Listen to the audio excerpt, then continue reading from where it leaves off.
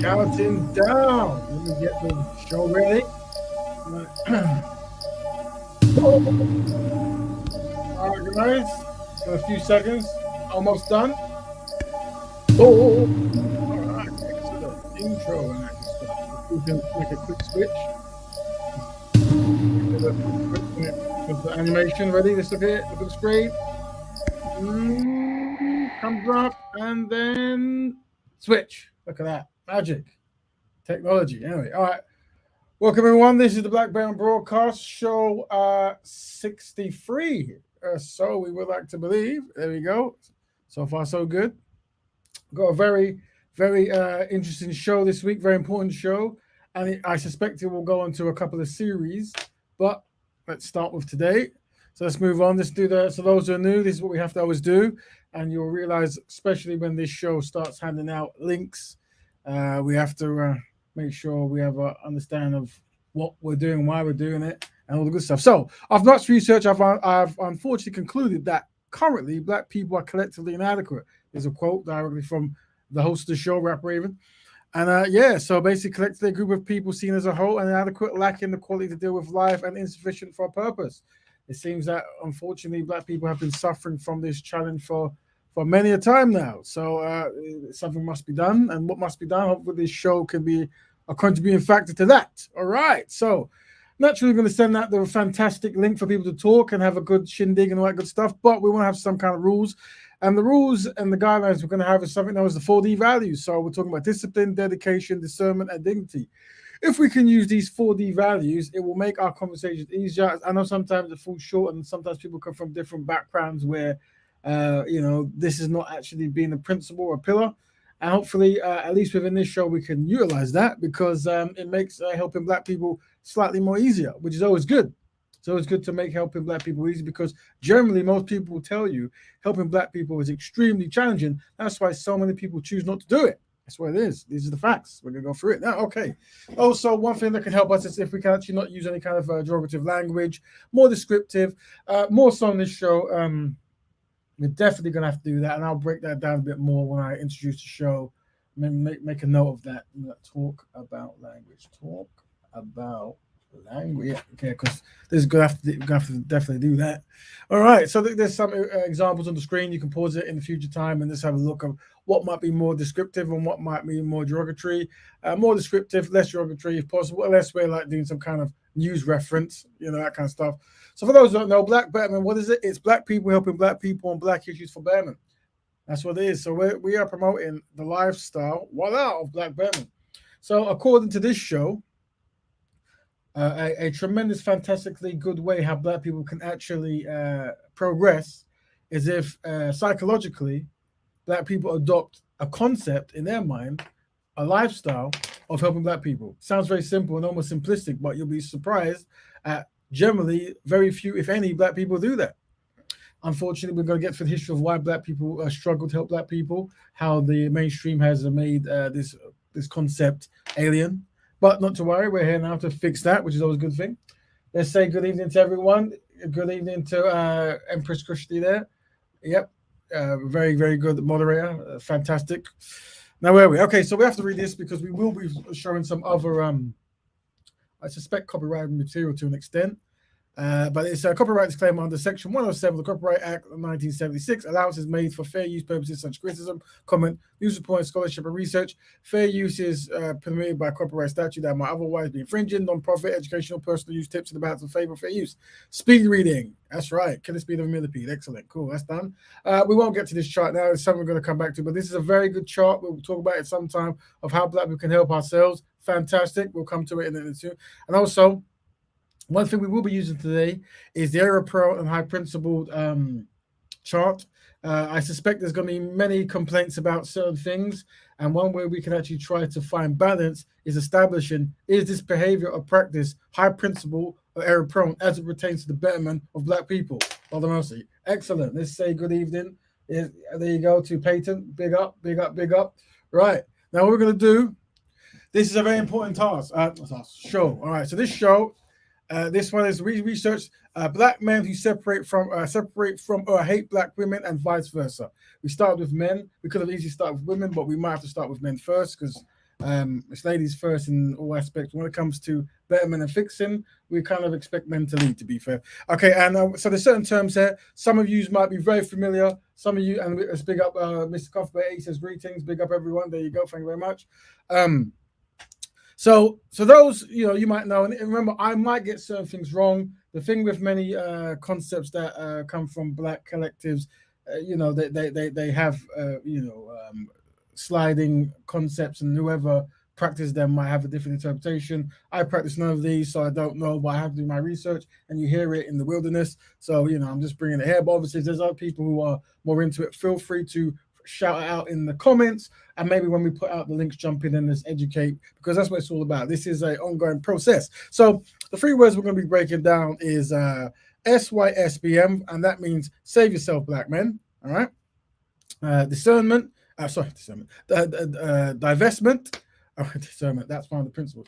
The divestment, which means something in dictionary English, but also is used in a context of black people separating from black people. And swirler, swirling, swirl, join the swirl, this kind of swirly language that you might hear. Some of you might not know what it is, but let's break it down. So basically the concept is, as the first line says, out there in the world, there are black people who there are many black people who do not take black people for partners.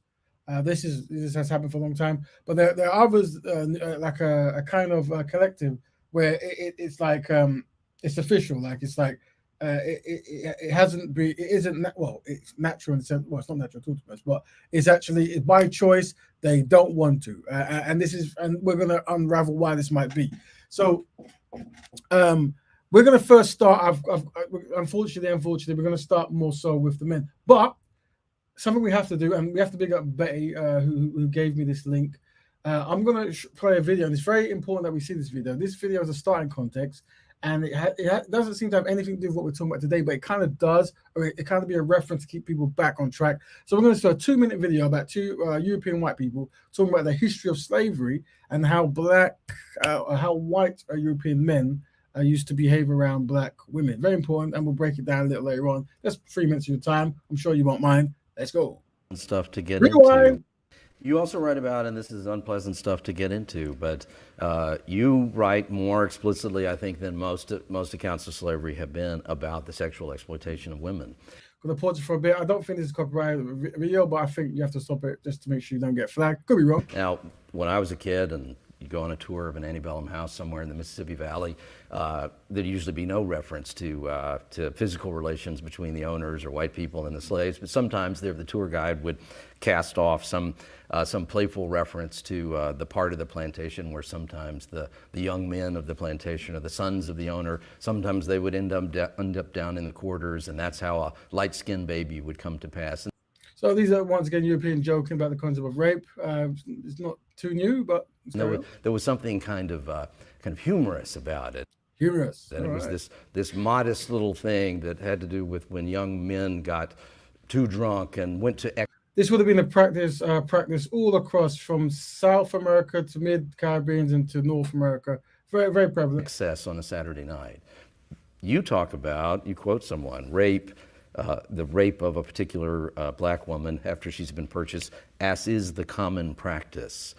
You say slavery's frontier was a white man's sexual playground. Yeah, those are white man's sexual playground. Don't forget, it's just because she said to push like. I'm sure that means something in the internet world, and it might have some kind of benefit. So do that if you can. Strong statements, but I also think that they're true. I was certainly surprised when I started to discover in the papers of Rice Ballard, who starts off as one of the country's great slave traders and eventually becomes one of the country's great plantation owners by the 1850s. The operations he owns are producing 10,000 bales of cotton a year. I was surprised to discover the great degree of frankness with which he and his business partners wrote about enslaved women, and particularly the light-skinned ones who were sold as a kind of symbol of sexual prowess, if you will. So you're saying that the rape and there's children born from the rape, and then they would show them off and sell them, this kind of stuff. Marketed as such in certain ways. I was surprised by the degree of frankness to which they A lot of frankness. You can get this in testimonials all through the Americas. talked about all of that and talked about their own escapades and assaults, sexual assaults on women, and just the way in which they accepted this as part of the attraction, the frills. So when we say that mistreating black people, mistreating black people is a historical cultural norm within European society. You look at the minstrel shows, this kind of stuff. It's actually a big part of the culture. And when we say that raping was a big part of European culture, this is also what the individuals talk about. Of the trade, the ways in which commodities, who were human beings, were marketed as sexual commodities. And this was certainly one of the most depressing parts of the research, as you can imagine. All right, so we're going to stop it there. If you go on the channel, I'll post the link in a bit. Let me see if I can find it after I play something. I'll sort it out. But the reason it's important that we start the show this way is because what happens with black people collectively is the infighting in this part is very a simple nature, and it happens all the time. But usually, it's almost like yesterday's enemy is today's friend, and this is how it works. It's like we will then run away from this behavior that was seen here and form a defense barrier, only to then run back because of infighting. But not to worry about it. So this is the true history of what was going on. More so to black women, as well as black men were also raped, unfortunately. And then on the flip side of it, I haven't got any videos for it because we've seen it before, but just to update you again, many black men who were accused of looking or being with European women all throughout the continents, the same thing happened to them. Countless were reported, and when countless have been reported, you can only assume how many have not been reported because it was a cultural norm. So this is the context in which I always start these shows, just to show you why black people are inadequate and why black people are collectively in a very not too good space, and the history of how it happens and the solutions we currently do. Okay, so question is, what do they mean about light skin, a symbol of sexual prowess? I think what they were saying is, these are all the on the particular plantation, these are all the children that I've produced and I'm selling. It was like an activity kind of thing. You can rape and mistreat black people and then have children and sell them on, this kind of stuff. No really responsibility. This was the history. All right, so that's that. So what we're going to do now is we're now going to move back. We press the switch button. Where's the switch button? There it is. Oi, yeah. Oh, is that the one? That's not the one. This is the one. Hey, right. It works. Technology. Right now. So we're now going to go to. So basically, we've got some examples of the UK and the US. So you tend to find that certain things happen in the US and bleeds over. The USA is a marvelous place. There's a lot of great stuff that comes from our brothers and sisters in America, but it is a place of extremes. So there are things you definitely want to copy and emulate, and there's certain things we might want to make sure we don't. And so we also get like a heads up of what certain black communities might be thinking. So here, there's no different, but we also have the stuff in the UK. So we'll play that. Right, there you go. Right, so what we're going to do, now you have to forgive me, some of these people's testimonies might have swear words. I haven't really had time to bleep it out, so because it's 10 o'clock show, it ain't too bad. What we're going to do, we're going to play some brothers, just random brothers stuff we've heard on the internet of why they classify themselves as S.Y.S.B.M, Save Yourself Black Men. I could go through a whole stuff, but what you tend to find is, I'll just create a quick synopsis and you hear the testimonies. There are many black men, in my debate, when I used to debate a lot of Speakers Corner, I came across many as well who felt similar. And what it is they see themselves as good men. They got jobs. They're clever. They don't do things that might get them in jail or harm people, as they say. And it troubles them that when they go to women, but in this context, black women, that those black women will look past them and see them as geeky, nerdy, because they might be into whatever geeks and nerds might be into, what they say, like cartoons, anime, games, or whatever it is that at the time the people think is good, geeky. And and they're not best pleased with this, and they somewhat feel bullied, and they can't seem to find women. And sometimes they say the only time women might want to come to them is after they've been hurt continuously by men who ain't the best kind of men for them, and they come back, and by this time the men are happy. And you're going to find that most of the testimonies have a legacy of this. If they use bad words, please forgive them. They were unaware that we're going to use their video on the show that doesn't recommend bad words, or should I say colorless words. But let's have a sneak peek at one brother, maybe a minute or so, then we'll jump to another. So let's have a sneak peek at his history. Rewind. I reached out to this brother today as well. I invited him to the show. I don't know if he's here, but he's willing to jump on later on. Hey folks, it's your boy Quincy, and today I'll be speaking on the reasons why I'm an S.Y.S.B.M black man. And for anyone who doesn't know what S.Y.S.B.M stands for, it stands for and means save yourself black man. Let me begin. It all started off when I was in primary school, when I was living in Edmonton. So already we've seen that the brother's trauma started from very young, and it hasn't been forgotten. It's escalated today. As you all know, I was born in Hackney, lived in Top 7. I grew up in Upper Edmonton, Lower Edmonton, Cockfosters, yeah. In fact, my childhood, yeah. In fact, from the time I was born to age 16, right? And the reason why I'm S.Y.S.B.M black man is because obviously black girls treat me like shit, and so on. But obviously I can give you a few stories why I came to what I am now. It started in primary school when I was going primary school in Edmonton, Upper Edmonton, North London. I had argued with one black girl in my class over, I can't remember what it was about, and so her mum came in and got massive go at me, and she bashed everybody in the class in break time. I can't remember. I was so fucking embarrassed, right? And that was the incident I had with them. And then when I got to second school, when I started second school in September 1993, I noticed how the black girls treat black guys like me like shit, but all the roughneck black mans, they treat like gods, yeah. Or if you're a non-black man, like a white man, or other non-black man, they treat them totally different, treat with respect, like they're some sort of royalty or something. And throughout the years, throughout my life, black girls, most of my job treated my absolute shit. I remember the time when I was in second school, so I think I must have been. The row is the best place. I've also got to pass the link. There was a request for the link of the slavery video. I've just posted in the group, so if you want to check that, and also the channel that posts it, just to hear the history of how Europeans treated black people, more so black women, but also black men as well. Year 9, I'm a big overweight fucking black woman. Told me to shut the fuck up. I don't know why. They just be Forgive the language, brother. rude to me for no reason, right? And I could. The other stories I could tell you. When I was back in 2016, I was in Enfield Town, and some middle-aged black woman barged into me. I said to her, "Okay, where should we go?"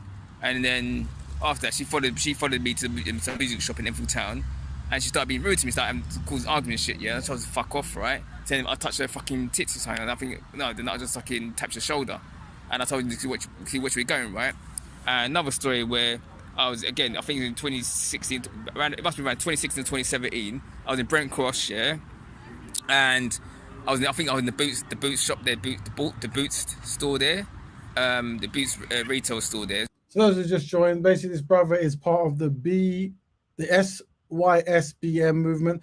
Just so you know, there is similarities, but they might disagree to the MGTOW movement, which is men going their own way, something like this. But this is black. The irony is the fact that they've formed a black subgroup actually is correct behavior. I say no matter what you do, form a black group.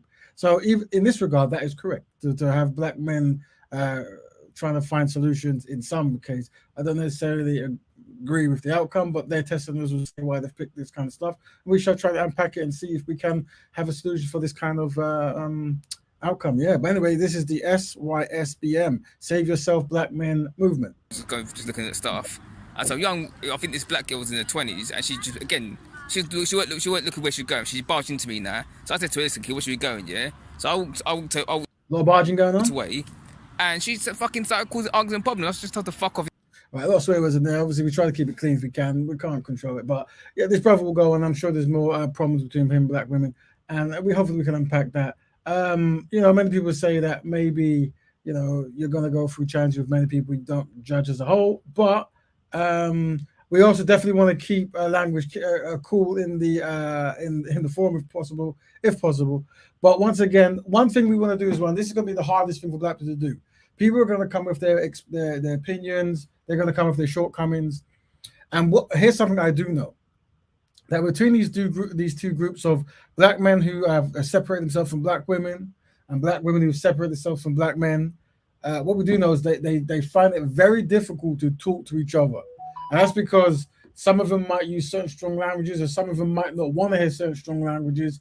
And because of this, they end up not speaking, blocking each other. And on the internet, obviously, most of the stuff is going to go on the internet. And on the internet, people have control of the block button and the access button. So they limit, interactions. Hopefully on this platform, we can try to be a middle ground where perhaps we can, hear people say. But one thing I would say is, in this process, people are going to say things I agree with. So we cannot use name calling for now. Will be most beneficial, just so we can understand, because sometimes we judge people by the end point, and we want to see the start point. We want to understand what has happened to a particular individual to make their conclusion so extreme to the average person or to the new person. And this is how we do it. So we want to be very careful. Anyway, we're going to jump from this brother to another UK brother. Should we go to UK brother? Yeah, we've got 3 quick ones. So this brother's doing something intro, so we're going to skip that. And he's going to say what he's going to say. I also messaged this brother. You see, we do have black. Another thing we're going to realize as well is these men and women who develop this kind of competitive nature against each other, they'll develop names for each other and this kind of stuff. And this is something we have to be aware of. Men dating outside the race in the United Kingdom. It's 55% of black men in the UK have now made it into a non-black relationship. They're dating Latino women. I don't know how true that is, but the brother just said 55% of the UK black men are not with black women. I'd like to see that statistic. Anyone got that? Put it up. If that is, then clearly black Betterment is failing. The Asian women, but they mostly gravitate to white women. Now, this is something that obviously I will always take these conversations somewhere else, because that's the nature of what I do. And remember, I always say that black people, without us knowing it or maybe knowing it, are collectively inadequate. And that is the challenge of black people historically has always been that of European nature. But yet, whenever the infighting happens amongst black people, we will always look to the white person as the savior, which is something we need to work on, but it takes time. You have to be very careful with our, like I said, people are going to say very hurtful things towards the sexes, men to women, women to men, but let's try to hear them out first. And then so we can actually put it on a place where we can dissect and maybe update and upgrade and try to help out. But let's see what's going on. Right. And I tell you why the reason why it's so high. The reason why it's so high in the United Kingdom is because they saw the dysfunctional behavior from black women for a very long time, for a very, very long time. So they feel like, you know what? Fuck this shit, blood. I'm off, blood. I'm off. You give the swearing? I'm gone. I'm not dealing with this fuckery. So they just date the white woman, Asian woman, and the Latino woman, and black women. They don't ask this question of why black women didn't decide to support enough black women, falling off the wide hips and the long natural hair. Now, for you brothers in the S.Y.S.B.M place, you're welcome to jump on this platform. We will, I will set a safe space for you guys to talk, and hopefully then we will set a safe space for the black women going their own way. And we'll try to understand what has happened. I'm not going to deny your truths, but I will also try to give you a bigger picture and show you how you might be contributing to the collective inadequacies of black people. And we shall carry on. Natural hair or the dark skin. Oh no, they'll call them a sellout, a coon, a house nigga, a nigger, and they'll say you can't handle a strong black woman because that's why you're dating a white bitch, and all sorts of fucking nonsense. A lot of pain. You're gonna get a lot of pain from these men if they're in the crowd listening now. We definitely hear pain in your voice, and there is a certain level of not entitlement, but I would say a long wanting to be with some kind of woman, and when it doesn't happen, it's most painful. And we do get that consistency. I think I might stop this brother now. He's got the R&B songs going in the background to accompany him. But the thing is this, yeah. I don't know if that can even come as a clash, man. Nobody want to handle a strong black woman. That's just like trying to handle a deadly snake. You're trying to. Deadly snake. This brother is making an analogy, so it's definitely something we have to review within him. Pick up a deadly snake, it'll bite you in a heartbeat. You know what I'm saying? So like, I mean, black men in the United Kingdom not dealing with these scragadaggles that's in the United Kingdom. So there's the word scragadaggles. I don't know if that's a widespread word or his unique thing, but that's what he said. All right, so there's one brother from the UK. We got one of the Let's listen to one group from the US, and then we're gonna jump one more. Then we're gonna jump to the women variants of this. Mad Bus Driver once again for starting this S.Y.M.B movement. All shout out to Mad Bus Driver X. You can follow the channel right here under the description below. You definitely get a sense of subculture going in this kind of stuff of like men who feel maybe ostracized by certain types of society. But let's carry on listening. All credit to him. Some say, why are you going the S.Y.M.B route? Well, I've been this way since, I was 16 years old. In this case, you're wondering, this is how I start off. And I said this then, and I want you to notice that whenever black people argue and fight, the solution is always the white person. I don't want to bring up certain analogies now, and I'll break down more some of the women talk because the women problems might be a bit more far-reaching and might be a bit more inner destructive when the solutions are met. But let's carry on, and I'll get there when I get there. interracial dating story, and I'll start with the beginning. I'll be real. My beginning, while I had dated outside my race, when I was 16 years old, I was treated like garbage by my own woman, by black women. And just going by percentages, and before any feminazi get mad, if you know where I'm coming from, this ain't slander or bashing video, but I have to be real. I have to be flat out, bluntly real. My encounters, relationships, and overall encounters with my own woman is very negative. Let me clarify something, Out of 100%, only 30% have been good. Can I say that? But the majority. Well, I think you just said that if 100% encounter, only 30% be good. I should be talking about black women. Some people might say that generally, when you try to find any kind of woman, your success rate might be that. So that might be quite a good success rate of actually being happy. But what do I know? I don't know. I don't know what expectations are, but let's carry on. Majority I come across, 70% are bad. I've been disrespected. I've been put down. I've been labeled. I've been called corny, lame, gay. So once again, this corny, lame, gay, nerdy kind of language comes up. Once again, I am getting this subculture vibes. And this is important because many of the women who have difficulties put themselves in that kind of subculture vibe as well, but we'll get to that. For being a man, Mm-hmm. I'll come out saying it. I say, yeah, I've been disrespected and cheated by black, And I kind of can't get mad at black men while they date outside the race because black men get tired of being disrespected. Black men being neglected. Black men not being acknowledged. Black men not being appreciated. Black men for not just being loved. Black men for not cherished or being a man, We get put down. We called, oh boy, they love the worst kind of brothers. The reason I date outside my race, I admit this back in interracial dating stories, I'll share again. When I was 16, I met a white woman. A white girl, I was only 16 at a time, named Laura. We met, it used to be a part of the town, but they're no longer there no more, like stores or so. And I met her. She was the most beautiful woman I've ever seen. She had most beautiful woman ever seen. That's kind of what he says. Blonde hair, blue eyes, nice creamy skin. So already, this brother might not know that psychologically he might be somewhat compromised, but could be wrong. Who knows? And we was both the same age, and so this is back in 2006, the same year where I got beat up by the cops or so. I wonder if he got beat up by the cops for being for a white lady. Who knows? But I don't think he'll say. Yeah, we remember I lost my virginity towards her, Very nice.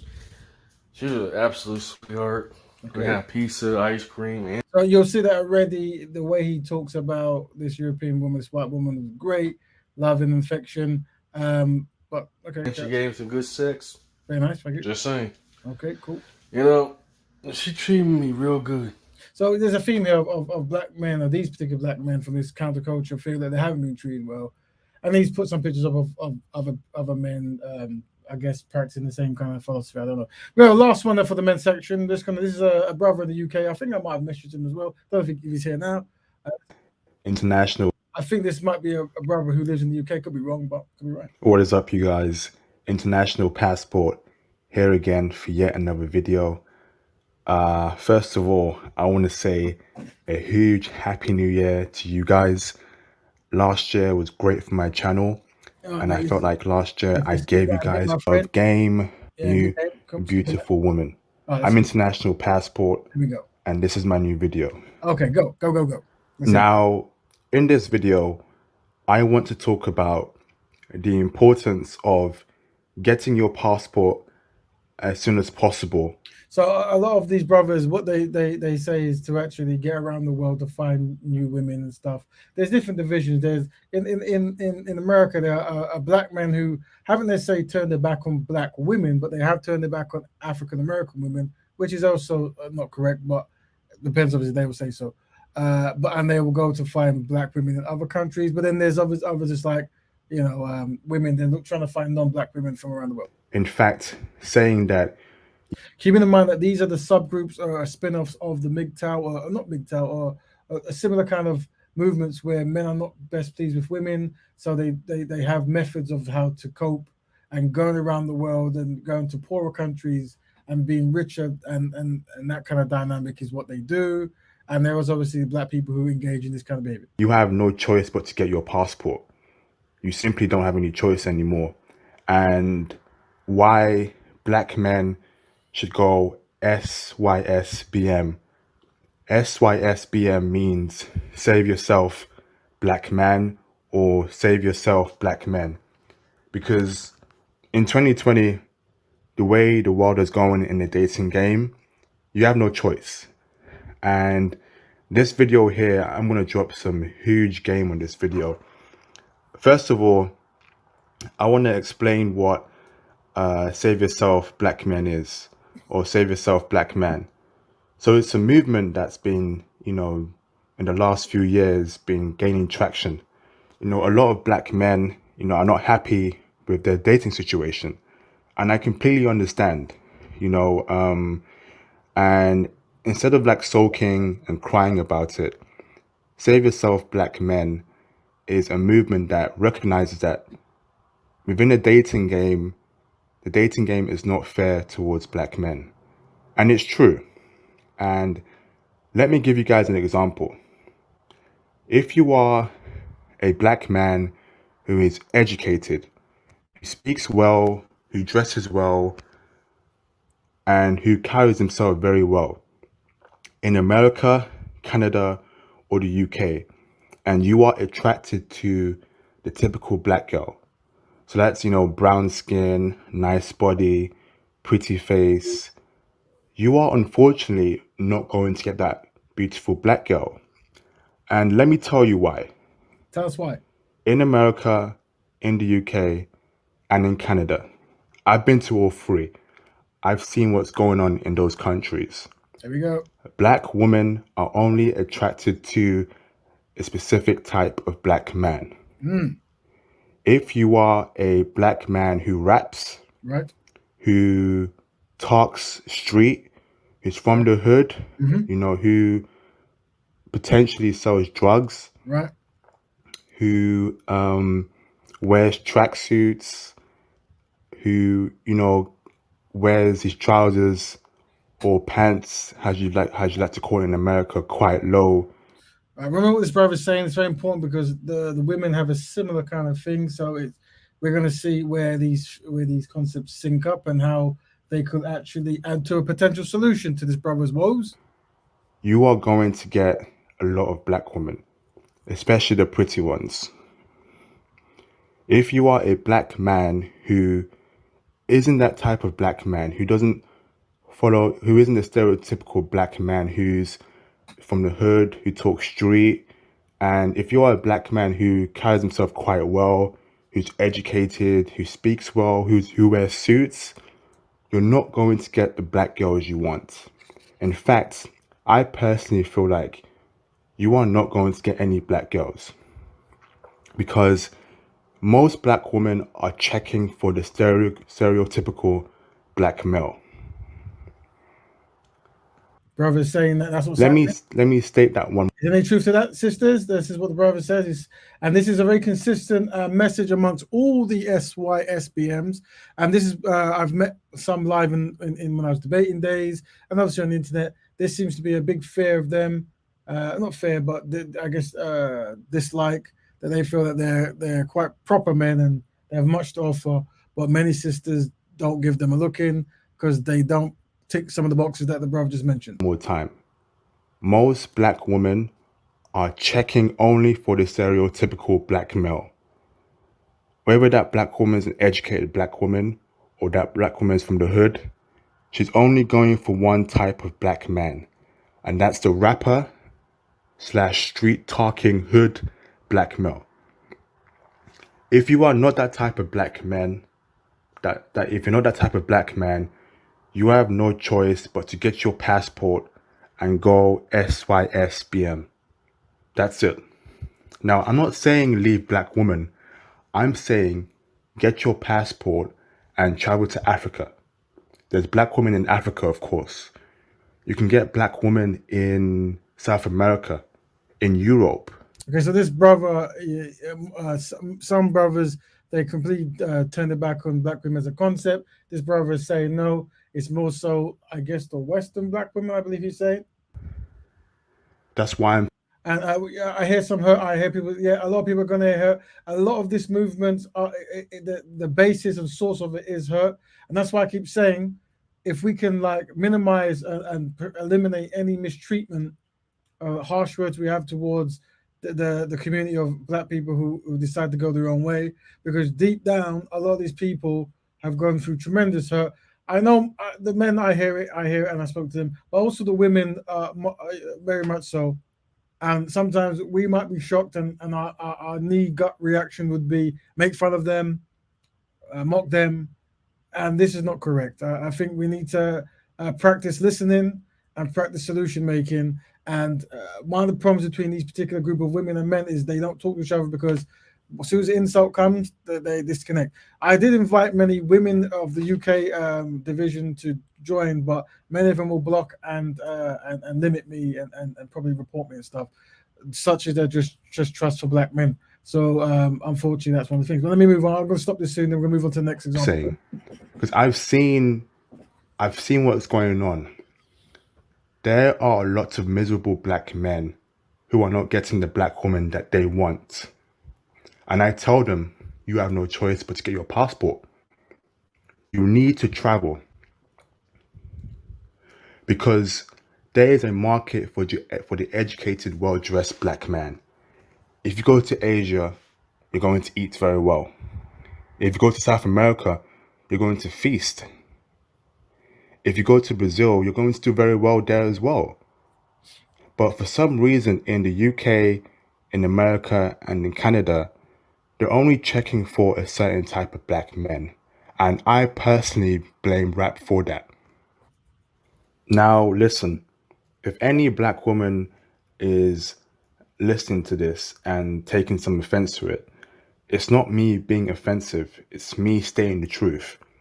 You guys are not checking for proper speaking black men, or black men who wear suits, or black men who wear polo t-shirts and shorts or chino trousers.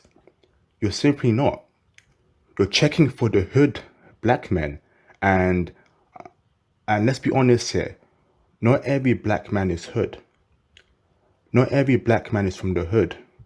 Not every black man is a rapper. There are many black men who are lawyers, doctors, engineers, and so forth. But a lot of black women aren't checking for them because they don't excite black women. And that's the truth. The average, the anime watching, the nerd black man. So I mentioned before about the so-called nerd, the anime, the comic, the computer game, whatever else that collates to the nerdism. Does not excite black women. Very important, because as we're going to find out, though, black women who actually this is their interest, and they then say the same about the men. This is the paradox that's always interesting, and through every paradox there's a solution. I suppose you can see in your mind now how we can actually make that work. But let's carry on. We're going to end this one now. I feel in any way. Almost. But if you're a rapper. All right, he's going to repeat himself. Cool. He's obviously trauma is repeating himself, which is good. Hopefully, we can offer solutions to the brother and other brothers like this. Now, what we're going to do, we're going to shift now. We're going to go to add stream. So, obviously, this is the S.Y.S.B.M movement. For those who are joining now, it's black men who say "save yourself, black men," many of which are turning away from black women and trying to go to either different types of women, i.e., non-black, or going to other countries and trying their luck there. Now we're going to move to somewhat female versions that might be actually much more better organized, and you probably find more content on them on the internet. That some of it's blocked and private, but generally you still find it. And this one we're going to start with is the divestment community and the Swirler community. I might get definitions wrong, so let me see if I can break it down. And if someone knows better than me, update me. This is a learning process. So divestment, basically, I think divestment, the word means when you depower something, you take power away. So the assumption I'm thinking is by not focusing on black men, you take away their power and you give the power to yourself or to your partner. You're going to pick someone else. But the ultimate is divest for things you don't like or doesn't like you. And the perception is black men don't like black women, dark-skinned women particularly. And what happens, divestment women will then try to go to constructive men in other communities. This is the assumption. I know there might be better definitions than I'm doing. So this is the concept of divested. And then the other concept is swirlers. And this is more particularly, it seems, about, I'm going to say black women finding white men, but maybe you can also use it as in black men find white men, but it tends to be used for black women socializing and promoting and being with white men as a solution to maybe black problems, or maybe it's just the concept of black women being with white men. But divestment is to depower people, move to somewhere else. One thing I would say as well is there's a lot of things that surround this from the women's standpoint, and by all means, if there's any people of the community who know, they can jump in. But there's the consistent themes that I see within the divestment and swirling community that might aid to the benefit to the definitions. One, you have many dark-skinned black women not best pleased that dark-skinned black men, or black men in general, do not choose to be with dark-skinned women. And then there's a hierarchy, and the hierarchy is usually the European woman is the first. Then you have, Latin and European ancestry, but not as a Nordic. I think Nordic, blue eyes, this kind of thing, whatever. Right? And then you might have the Asian woman. And then you might have what they call is the racially ambiguous woman. And then you might have the light-skinned black woman. And then you might have the black woman, this kind of stuff, right? And so there's like a pecking order. And obviously, there also is a concept that some of the black men might not be educated. Some of them might be in jail. Some of them might be engaging in error-prone behavior. And you mix that with that. You mix that with the fact that many black men, their preferences might not be black women. So this is also part of the pushing process of many women starting divestment movements. But then obviously I don't like to use the term bitterness, but there's also the hurt that might cause a form of bitterness when, name calling. So there's a whole lot of names that divestment people might use, and leaving Blackistan, I think, is one. Also, not to mention, there's many divestors who might also think about leaving the black community completely, and that's including black women who they refer to as mammies, who coddle black men and don't force them to better themselves. And all this stuff is going on. Obviously, there's so many different people doing what they're doing and coming from different angles. To capture everyone's concept is very difficult. That's why I invite them on, but they probably won't come on anyway. But what I'm going to do is I'm going to play one woman who tries to break down divestment, I think. Daniel, I think. I could be wrong, but let's just have a 2-minute listen to the sister. I am Daniela. Go check her out. Go give her some views if you like what she's saying. This is her content, not mine. Voila. All right. Today, I want to talk about divestment, what it is and what it's not, okay? So I'm just gonna, jump right into it. But first, If you haven't subscribed, please go ahead and hit that subscribe button, hit the notification bell so you will be notified every single time I upload every video, okay? All right, go ahead. And hit the like button. Fair enough. So, okay. So I've been, upon doing all the lives, I've really been noticing that a lot of black women, or there's black women that's newer to the movement, so they don't really understand, or some people are just, you know, hell-bent on not understanding anyway, the movement. So I'm gonna first go ahead and dive into what divestment is not. Now I have, you know, taking some notes from a few other of the, you know, self-proclaimed divested women from YouTube and Twitter and online from blogs and such, just to make sure that I was on the same page as they were. Divesting is not obsessing with non-black men. Divesting has nothing to do with being crazy for non-black men, because divestment is about us. So it has nothing to do with being obsessed with white daddy. It has nothing to do with being obsessed with non-black men. It's about us. The second thing divestment is not is hating black men and black people. Divestment has nothing to do with the hatred for black people. Like every time you walk down the street, you see someone and you just hate them because they're black. Absolutely not. It's not even, for me, it's not even hating black men. You know, I just don't care. It's as simple as that. It's just not, you know, a place I choose to put my energy, okay? The third thing I want you guys to understand that divestment is not denying social issues or societal issues or economic differences, you know, racial issues, whatever have you.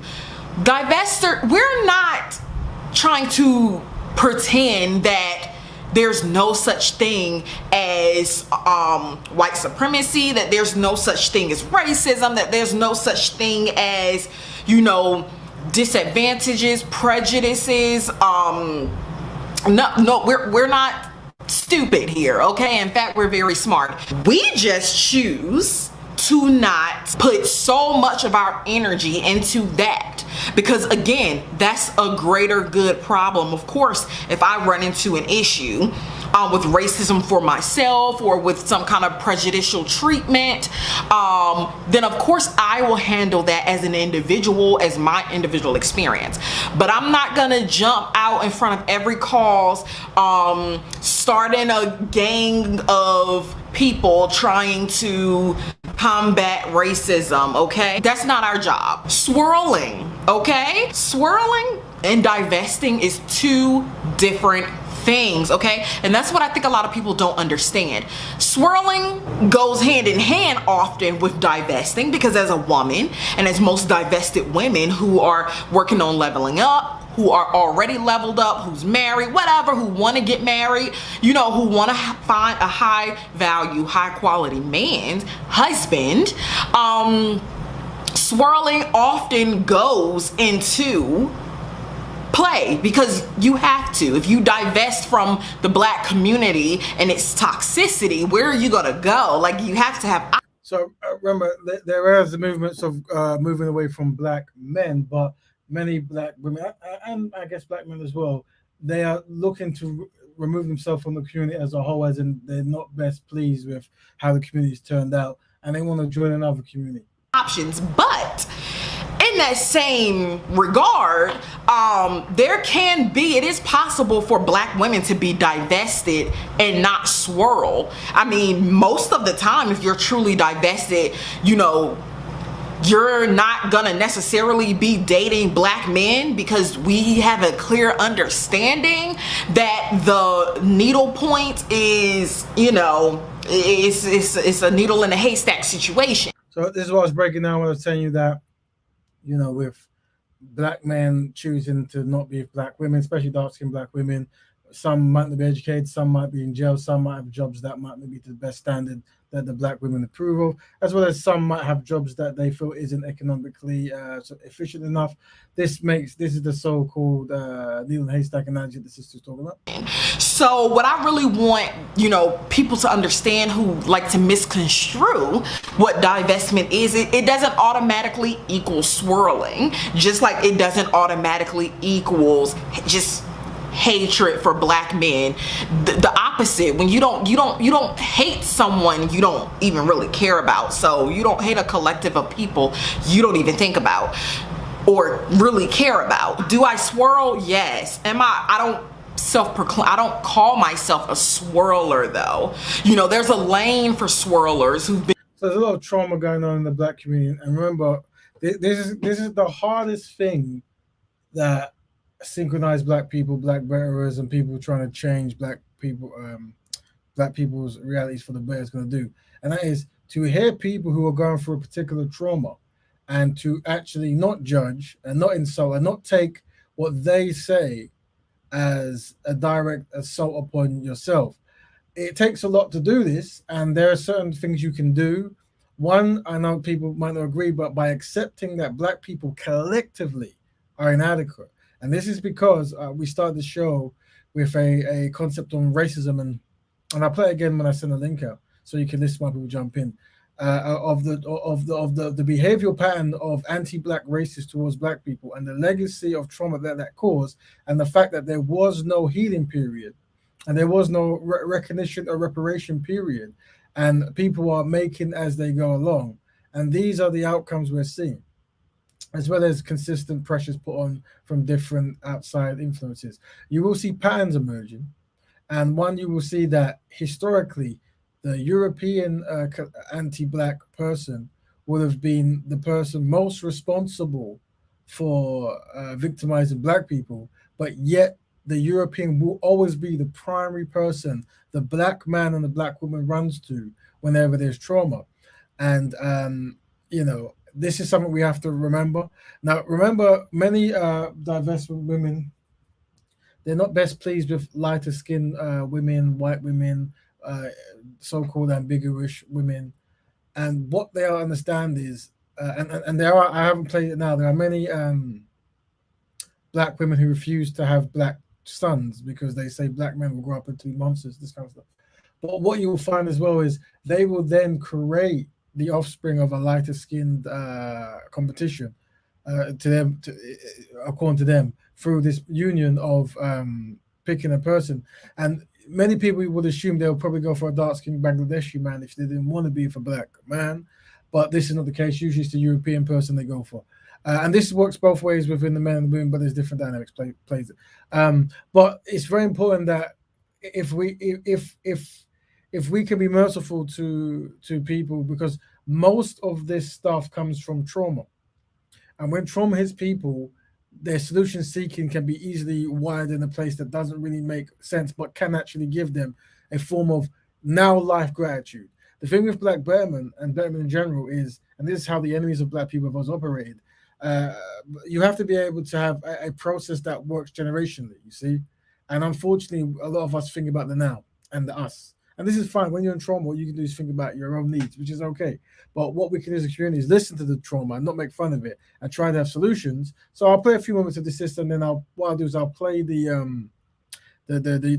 opening video for those who are joining late.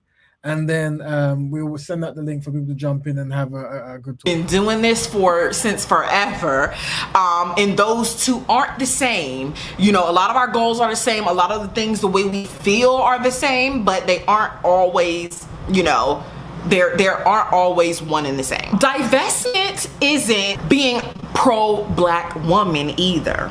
Yes, much like swirling, there's a lot of things that goes hand in hand, and that's sisters, relatives to being pro-black woman, but at the same time we are pro ourselves. A lot of pro-black women, that's a whole different category of woman. And in my opinion alone, no one else's, a lot of people that are pro-black women aren't divested. They still care a lot about racial issues. They still like to fight for race and LGBTQ and all of these different things.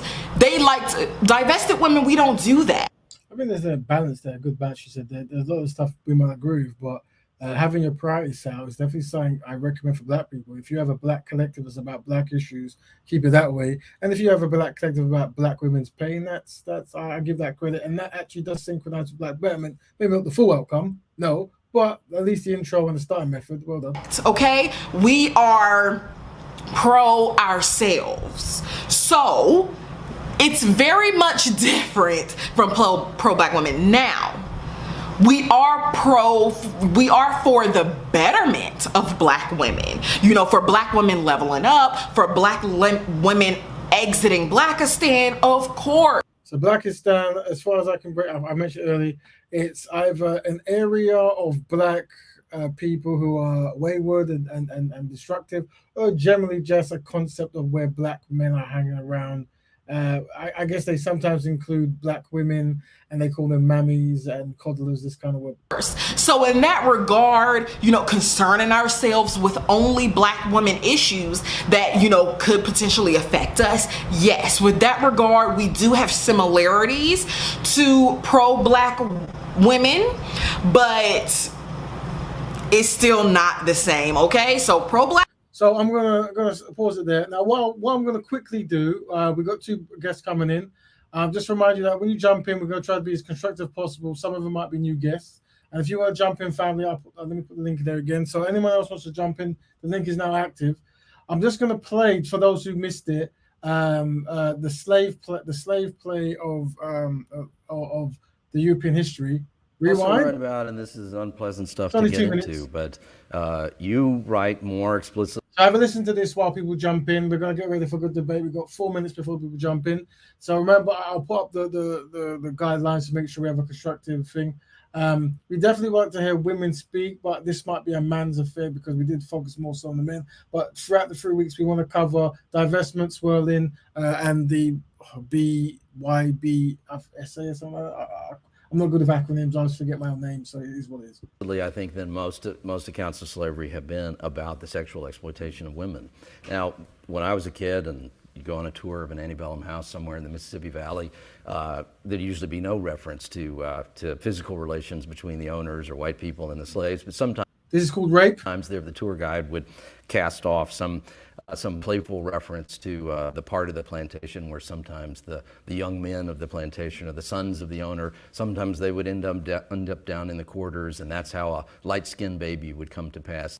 Rape. And there was something kind of humorous about it. Rape. And it was this modest little thing that had to do with when young men got too. Now, this is two scholars talking today about the concept of enslavement of black people. And this is how they choose to reenact history. Drunk and went to excess on a Saturday night. Rape. You quote someone, rape, the rape of a particular black woman after she's been purchased, as is the common practice. You say slavery's front. I think you can't actually say that word, to be honest. So I don't know if I might be desensitized or what the word is. Not that we get any money in the show anyway, but yeah, I don't know. I think they've made limits of words you can say. So I don't know what the remix word for a woman being violated against her will, but I have to find that out. Here was a white man's sexual playground. Yeah, those are strong statements, but I also think that they're true. They are true. I was certainly surprised when I started to discover in the papers of S.Y.S.B.M, who starts off as one of the country's great slave traders and eventually becomes one of the country's great plantation owners. In 2 minutes, we're going to have the guest jump on. By the 1850s, the operations he owns are producing 10,000 bales of cotton a year.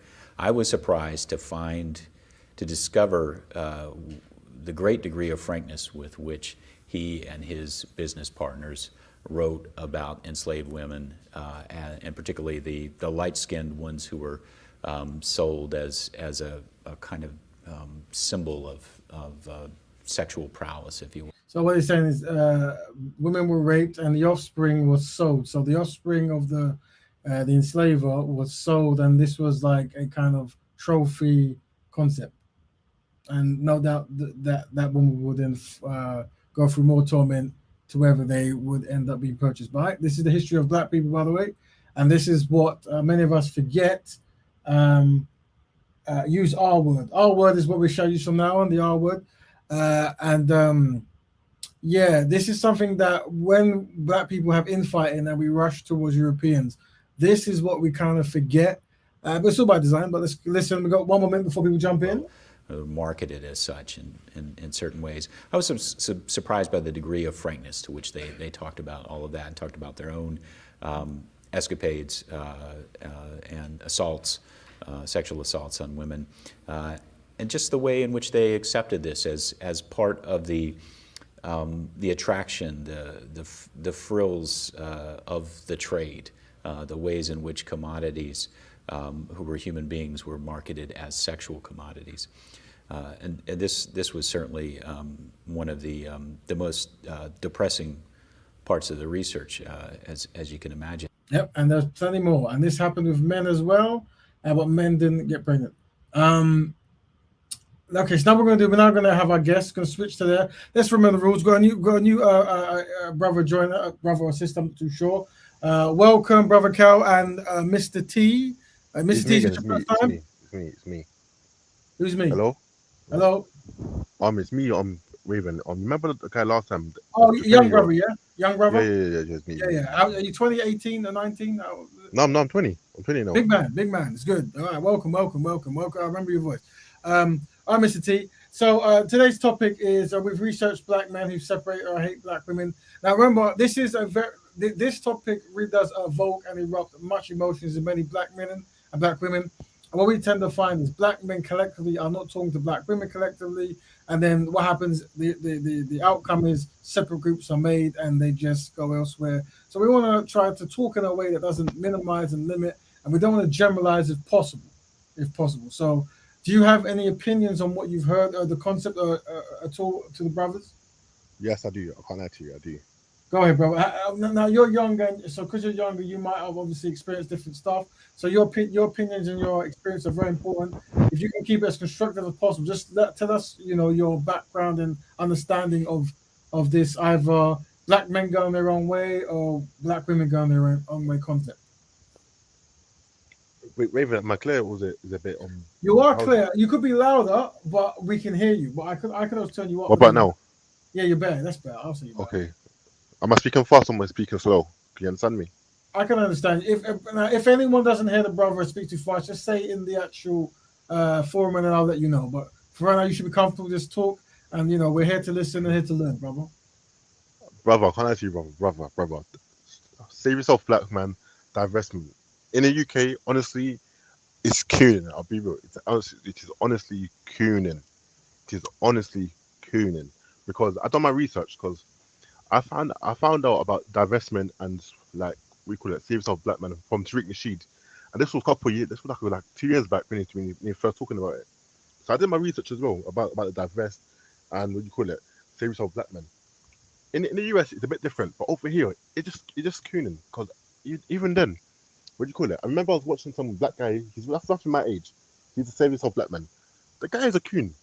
Honestly, some of these people that say save yourself, black man and divestment, they're honestly coons. I have to be real. Let me stop you there. It's cooning. It's cooning. So just so you know, a lot of people use the term cooning as a person who is doing things that's not in the best interest of their people group and playing up for other people. We would say unsynchronized here, right? Because some people might use cooning as a derogative term, and because it also alludes back to when Europeans would draw certain caricatures of black people and call them coons. That because of that, it can be described as a derogative term. So I would say we're going to use the term confused or unsynchronized here, just because some people will come on and they'll be practicing some of these behavioral patterns, and what will happen is it will be a back and forth. And sorry. Does that make sense, bro? Because one of the things we want on this show is to create dialogue. So the most important thing we want to focus on, if there's trauma How do we deal with it? Because most of these stories, when you hear the voice, for example, I don't know your story, and you shouldn't tell me because I don't know. But if a man struggles for whatever reason to find a partner, this can really build in his psyche and really make him turn out in a way that isn't preferable for anyone, and can make him actually develop a lot of anxiety and self-hate issues and so forth. Just like if a dark-skinned woman feels that a dark-skinned man doesn't like her, and that dark-skinned man sees her as not attractive and places her beneath other people, this can also have a very destructive legacy in a community. So we have to be merciful when we talk to people who might have gone through this. Now we're going to allow a new brother to join. Welcome, Brother Peyton. How's it going? Hey, how's it going, guys? Excellent. So, Brother Peyton, I don't know how much you've heard of this, but so far we're talking about black women and black men, all in UK, Canada, America, and Africa, all over the place now, who are deciding they don't want to necessarily have black partners or be a part of the black community because of trauma, or they just generally don't feel connected. Is this something you're aware of, or is this something new to you? Absolutely. I mean, that's something I do currently. But my wife is black, but I was married to a white woman at one point.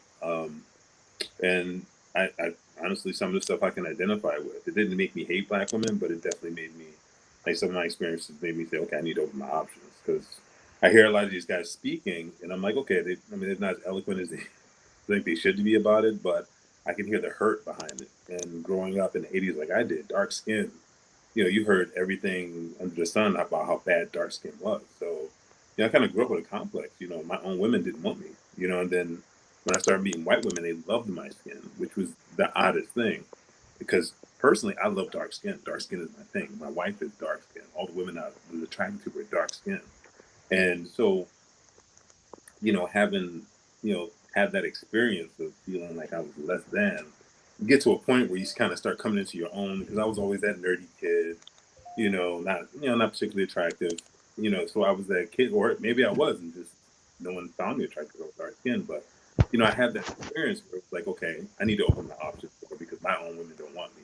So I understand where a lot of these guys are coming from, but some of the stereotypes are problematic, because they're letting their hurt color, exactly what's really going on. They're not really getting the big picture.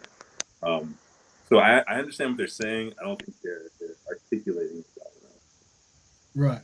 All right. So Brother Page has talked about his own experience. Now, also, there might have been some questions that some sisters wanted to ask you before, but they never got time. So if any sister wants to ask Brother Page has identified that he himself historically was attracted to black women, but he didn't necessarily feel the love back. And at some point, he might have been self-conscious about his own physical features, as well as this. I don't know. Did you identify as maybe nerdy? Did you use that term? I can't remember. I'm a nerd now. I'm engineer, all about science, gaming. That's my thing. I just adopted more. More comfortable with being who I am. Right. I'm a geek all the way. Yeah. And many of the brothers who are part of the S.Y.S.B.M identifies as this kind of counterculture nerd, whatever it might be, and they feel that this might not be most appealing to black women. Interestingly enough, you as a dark-skinned man, you tend to find more of the issues come from dark-skinned women when it comes to skin tone and stuff. But you are talking about the AIDS and stuff, so this is another. Oh yeah, absolutely. Same thing with dark-skinned dudes. It's the same thing. Like black women didn't want dark-skinned dudes back in the day, and it's not all black, obviously, but in the culture, as a culture, we would put down dark skin, both sides, hear everything. It was a funny saying, if you weren't called Black African Booty Scratcher, then you weren't dark skin. It's a real thing, No doubt. Now, obviously, we've got Brother T here, who's a young brother. We've got Brother Kel here on the panel. Is there anything you guys like to remember? We are a work in progress, right? And one thing we're trying to do is I'm trying to maybe educate the people on the panel in the forum about how we can communicate about certain things, because there are many people who are suffering from some of these challenges, and they're most intimidated to actually come on a panel such as this, and that's because of the words we might use and stuff. So we definitely want to try to talk in a way that can at least help people's testimony. And one thing we have to do, and this is the hard thing, is to try not be insulted by a person's life and choices. This is hard. If we can do that now, then we might be able to at least find some kind of solution. Now, interesting enough, many of the brothers who said that they were viewed as a nerd and this kind of stuff and counterculture, there are women who say the same thing. So certain solutions might be for those particular two types of groups who feel that they don't exist in the opposite sex to talk, because actually you do exist. You just haven't probably met each other. And this is very problematic stuff where people feel isolated and they feel that no one is like them in the community, and they want to divest and leave, whatever the words they want to use. I won't use this word. And yet the people, the opposite sex feels exactly like them, and they've never actually come across them. I've put the link in the group, so if anyone wants to join to ask questions, by all means you can. Brother Kel, you've been on the panel. Anything you want to say? You haven't spoken so far. Yes, bro. I just want to greet to everyone on the panel. I just want to take the African younglings and adults on a quantum leap in the era of 1712. And there was an interesting speech by a British slave owner who was relevant in the Caribbean. He quotes, "I have proof of a method for controlling the enslaved blacks. If used, will control them for 300 years. I take their differences and emphasize them. I use fear, distrust, envy for controlling purposes. Second, color shade, intelligence, size, sex of the plantation, status, hair texture, you name it. Distrust stronger than trust. Use envy to stronger the adulation, also with respect and admiration. After the black slaves have been indoctrinated, they will be self-determined and generated for hundreds of years, make rivalry of the old and the young, the dark-skinned, the light-skinned, female, the male. You must have white servants and overseers who distrust all blacks. But it is necessary your slaves trust and depend on us. Have your wives and children use these strategies. Never miss an opportunity. If used intensively for 1 year, the slaves themselves will remain perpetually distrust." Now, these things it's still relevant now. And I was watching a video, Brother Raven, and I've noticed that this speech, regardless if people want to say if it existed or not, you can hear it in the African males and the African females. And it's very sad. But we do need to bring it back to political science. Right, two things. I think, is that the Willie Lynch? That sounds like the Willie Lynch. I could be wrong. Excellent. I think one sister was saying that you might be too close to the mic when you speak. I don't know if it's your generally your mic, just because of the plosives. They're known as plosives, where you go, boop, that kind of stuff. Usually you can correct that by putting a sock over your mic, but it is what it is. Cool. Anyone want to add to that? What Brother Kel there? Anyone want to add to that? I completely agree. I think I'm not sure I believe in the Willie Lynch letters, but the effect of it is obvious. It's clear, and it's ever present, and it's still present today. Even though I think things are changing, we still hold on to those ideas of distrusting Black people, especially when it comes to business. We look for white people to save us, or white people to invest in us, or to invest in white people's structures instead of building our own. And we have all the genius we need to do everything we need, but those things are prevalent all throughout the world in our communities. Right. I think there's things seem to repeat. One thing we do know is when many Europeans were conquering, regardless of whether certain philosophies were written down or not, we saw practices of division, and it was a very good strategy of breaking up massive collective groups. This is a reoccurrence now of that, because usually these movements grow. Once you start seeing hashtags and people collating into forums and new things coming up, they spread.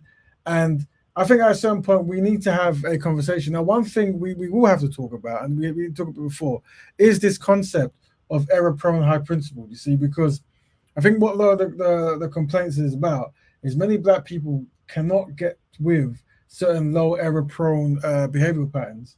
And I think the fear is, or the feeling is, there are many error-prone behaviors that seems to be pushed as a standard. So when a lot of the brothers were talking, a lot of the brothers would say things like, you want a person who sells drugs, or is violent, or it doesn't work, or is I'm not. I can't mistreat a person who doesn't speak English properly because whatever, right? But this is something that people have said, and a lot of the women are saying things like, so the men are talking about the type of men women choose, and then a lot of women are talking about what is available and not being preference. Let's see what the family is saying. Let's have a sneak peek. I personally think to hold on, let me equate men. My mouse ain't working, so to equate men's movement the same as women movement of dating is wrong. Have I said that wrong? To equate men movement the same as the women movement of them dating is wrong. Do you mean, yeah, are you saying that the two is different? If you are saying that the two is different, that is correct. The reasons behind both people are leaving is different, but they are highlighting error proneness, as in like the men are saying that we're workers, hard workers, good people. We don't mistreat people in the community, and the women don't choose us; they choose the people who do the opposite. While the women are saying these men are mistreating us and they don't pick us anyway.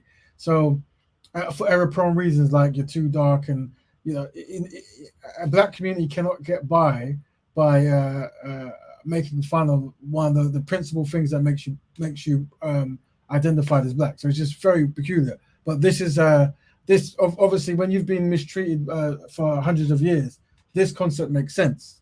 But obviously, this is why we need people like us to step back. But one thing we have to do, and it's the hardest thing we're going to do, it's the hardest thing we're going to do, I'm telling you, is to listen to people who are upset and in pain and not then be upset and in pain ourselves and then push them further away. I know it's hard, but we're going to try to get through this. And if there is any women, because once again, I do find that men are more forthcoming with, their stories and pain.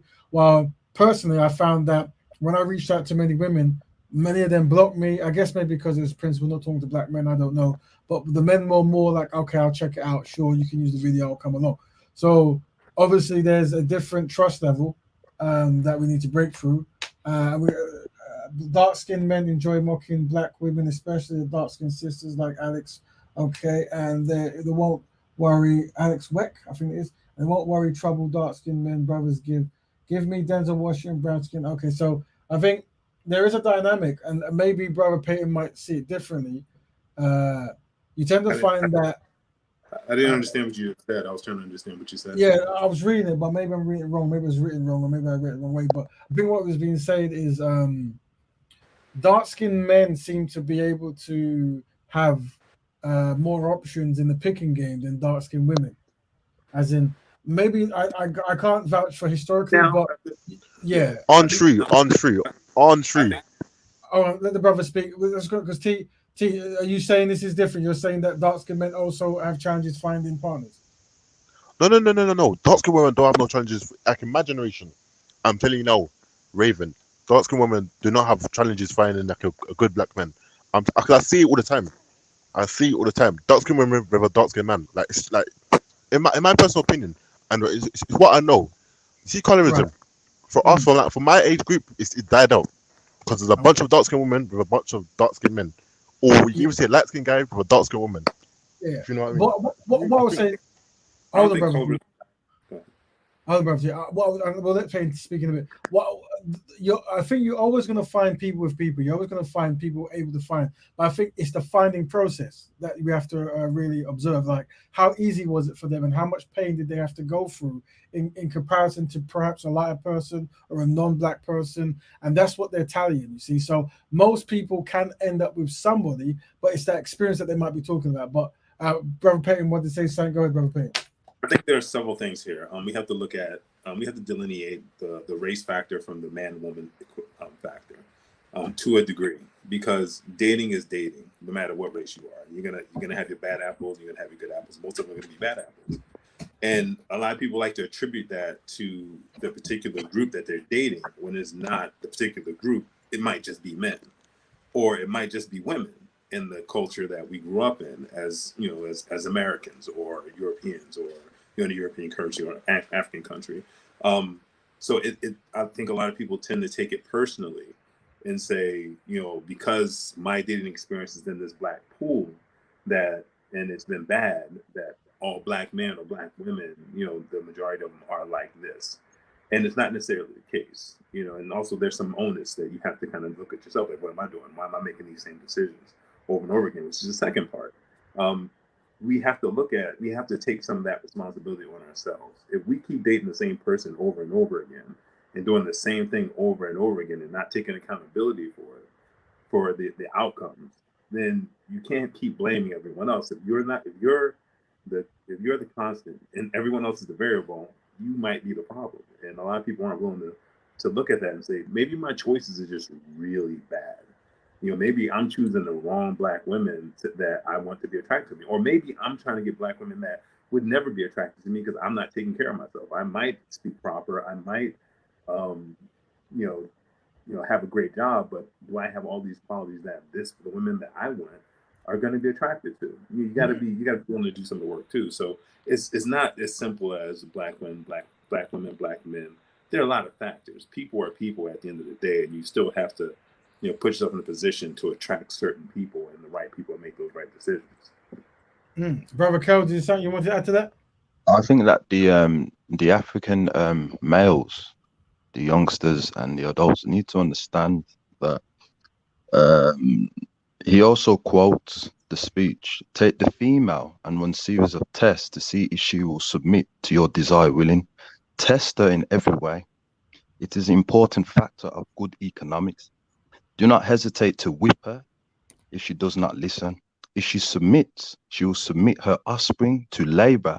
She will have dependency on an uncivilized Negro and will have unlimited protection for the men that she depends on. She will raise the male as a female, raise the female as a male, reversing the roles, and she will train the male to be mentally weak and dependent or physically strong. Then we will have a Negro woman in front and a Negro man behind and scared. Very interesting. And it has worked. That's not lie. It has worked. You see, like, especially in America, like in the UK, not really, but in America, it has worked. I'm a lying brother. Python. I will say both, brother T. I will say it's not just America. It's Europe. It's South America, North America, Africa, Australia. Wherever there is human beings and they are melanated, it's everywhere. All due respect to you, my brother. I think the African American brothers. Brother, I have to agree with you, but I still disagree with you, brother. In America, I mean, in Africa, it's patriarchal. It's patriarchal. It's not man. What's it called? What's that one called? There's patriarchal, and there's another one. It begins with M. It's not matriarchal. You know that one? Yeah, but in Africa, it's patriarchal. In Africa, it's patriarchal. In Caribbean, it's patriarchal. In South America, it's patriarchal. In North America, matriarchal. In the UK, it's a mixture of both. It depends. It's a mixture of both in the UK. But brother Ted, I will say this to you, is that why is there, brother, wherever you go around the planet, why is that the males, right? And this is no disrespect to the African woman, have been raised to not be on the front line to take responsibility to what's happened. That is not just America, because in Europe, in the UK, the African descendants, whether it's the Caribbean, etc., right, they do exactly the same thing as this letter. Do you understand? Which is why you heard in the media what Brother Raven was playing. There was males, African males, that were complaining that the African woman just wants this type of metal. This returns back to the letter. It's not just in America, my brother. It's everywhere. You see that same trait, man. Wait. Not taking responsibility. Do you mean in the West? Black woman. Do you mean the West? Do you mean the West, brother? You mean the West? So sorry for speaking over you. You mean the West, brother? I'm talking about global, brother. You know, we have to be honest as black men. I don't think so, brother. I don't think so, brother. I don't think so. I think this is more like a Western problem for the black males in the West. No, in Africa, not in the Caribbean. I think this is more of a Western problem, especially in America. Like, brother, it's a Python. Yeah, Peyton. Sorry, brother Peyton. Especially in America, like, and it's in the UK as well. It's a mixture in the UK, but like it's not in Africa. Like I got Africa. It's not there, brother. It's not there. and also depends on the household as well, because you know what it is, if you're first generation immigrant, the patriarchy will be there. If you're secondary immigrant, before, like, you know what I mean, it would be more matriarchal. It depends, brother. It depends. It Well, really depends. But Yeah. like, I'll be real. This is more in the West. This is more in Canada, America, France, UK, Netherlands. If you know what I mean, it's basically in the West. Brother T, Basically in the let's West. just I don't. break down. This is the same African problem. Brother T, can you hear me? I'm just saying that we Yes, might be brother. talking about slightly two different things. So one thing we have to remember that this particular show is about black men and black women who are at a certain point in their lives where they no longer want to be associated with either black people generally or try to find a partner that's black. Like, it's official. And also there is hate towards it. Like, sometimes it develops into hate, and you can tell this by when you develop derogative words dedicated to certain types of people, then you're hitting down the hate district. You see, and this is what we're seeing now. You might not be aware of it because obviously these things happen. But I think there's brothers in the forum who talk about they're aware of some of these collective groups and people come together. And if you're not seeing it now, you will see it very soon. You will see it amongst in your colleges, your workplace, because these things tend to grow if you don't have a solution for them. That's what tends to happen. So, Do you mean Divestment? Yeah, I heard of that. Divest is Zealot. I watch her a lot. She is crazy. Who you Divest talking is Zealot. about? Like, I know about the Divestment movie. Right. Sorry. So you said something. Yeah, so it's funny because when you mentioned like the divestment thing, and I have an anecdote, and I was talking to this from my sisters and my nephew, who's lights out brilliant. He's a brilliant kid. He's really smart, and you know, he went to really like this private school. You know, he grew up in inner city, and he went to private school because he's a really smart kid. So kid clearly has a future. And then he got his first girlfriend, and so we all found out, you know, she was white. And you know, I was talking to my sister about it, and I was like, "Yo, don't blame me for this." So this guy, you know, I was like, "Don't put this on me." And they were like, "This is your fault." I was like, "Listen, this got nothing to do with me." I was like, "Yo, homeboy," and I talked to him about it. I was like, "Listen," I was like, "I understand where you're coming from." I was like, "But it's not like black women." So you know, I was trying to talk to him, but when I was talking to my sister, she was kind of upset about it, and I was like, "Listen," I was like, you have to understand. I was like, if you are showing him the dysfunction of black women, and that's all he sees growing up, like he sees rage, he sees anger, he sees bitterness, he sees struggle all the time. What do you think he's going to think about black women? Like, don't you think he's going to run for the hills? Like, if he doesn't see tenderness, like if you're showing him all the worst traits that come with being a black woman, what is it that you think he's going to want to cherish and want to be with? I was like, you got to take some responsibility for this. And, you know, I was like, you know, he should have a father there, obviously, that's showing him, you know, that you help take care of his mother, so that she's not as stressed, and she's not as bitter, she's not as angry. Yes, absolutely. There's definitely onus on that. But I was like, if that's what you're showing him all the time, what makes you think that's what he's going to be with? Because we try to, you know, be with our mothers at the end of the day, you know, because that's what we know as women. And I'm like, and if he's looking for something different because you've shown him all this angst that goes on with being black women, you gotta take some ownership with that. And I was talking to my wife about that, and I was like, you know, I think I say a lot of that, you know, when I talk to some dudes, because I try to be open when I have these conversations. Because I've had these conversations with dudes. I'm professional, talk to a lot of professional brothers, and you know, a lot of these dudes would be with black women. They come out their mouths when they start talking about black women, and I'm like, whoa, let's not do that. You know, let's have a real conversation. We're not going to talk bad about black women. I need to understand what's going on. And it always goes back to some place in the childhood. And it's crazy because it usually goes back to their mother.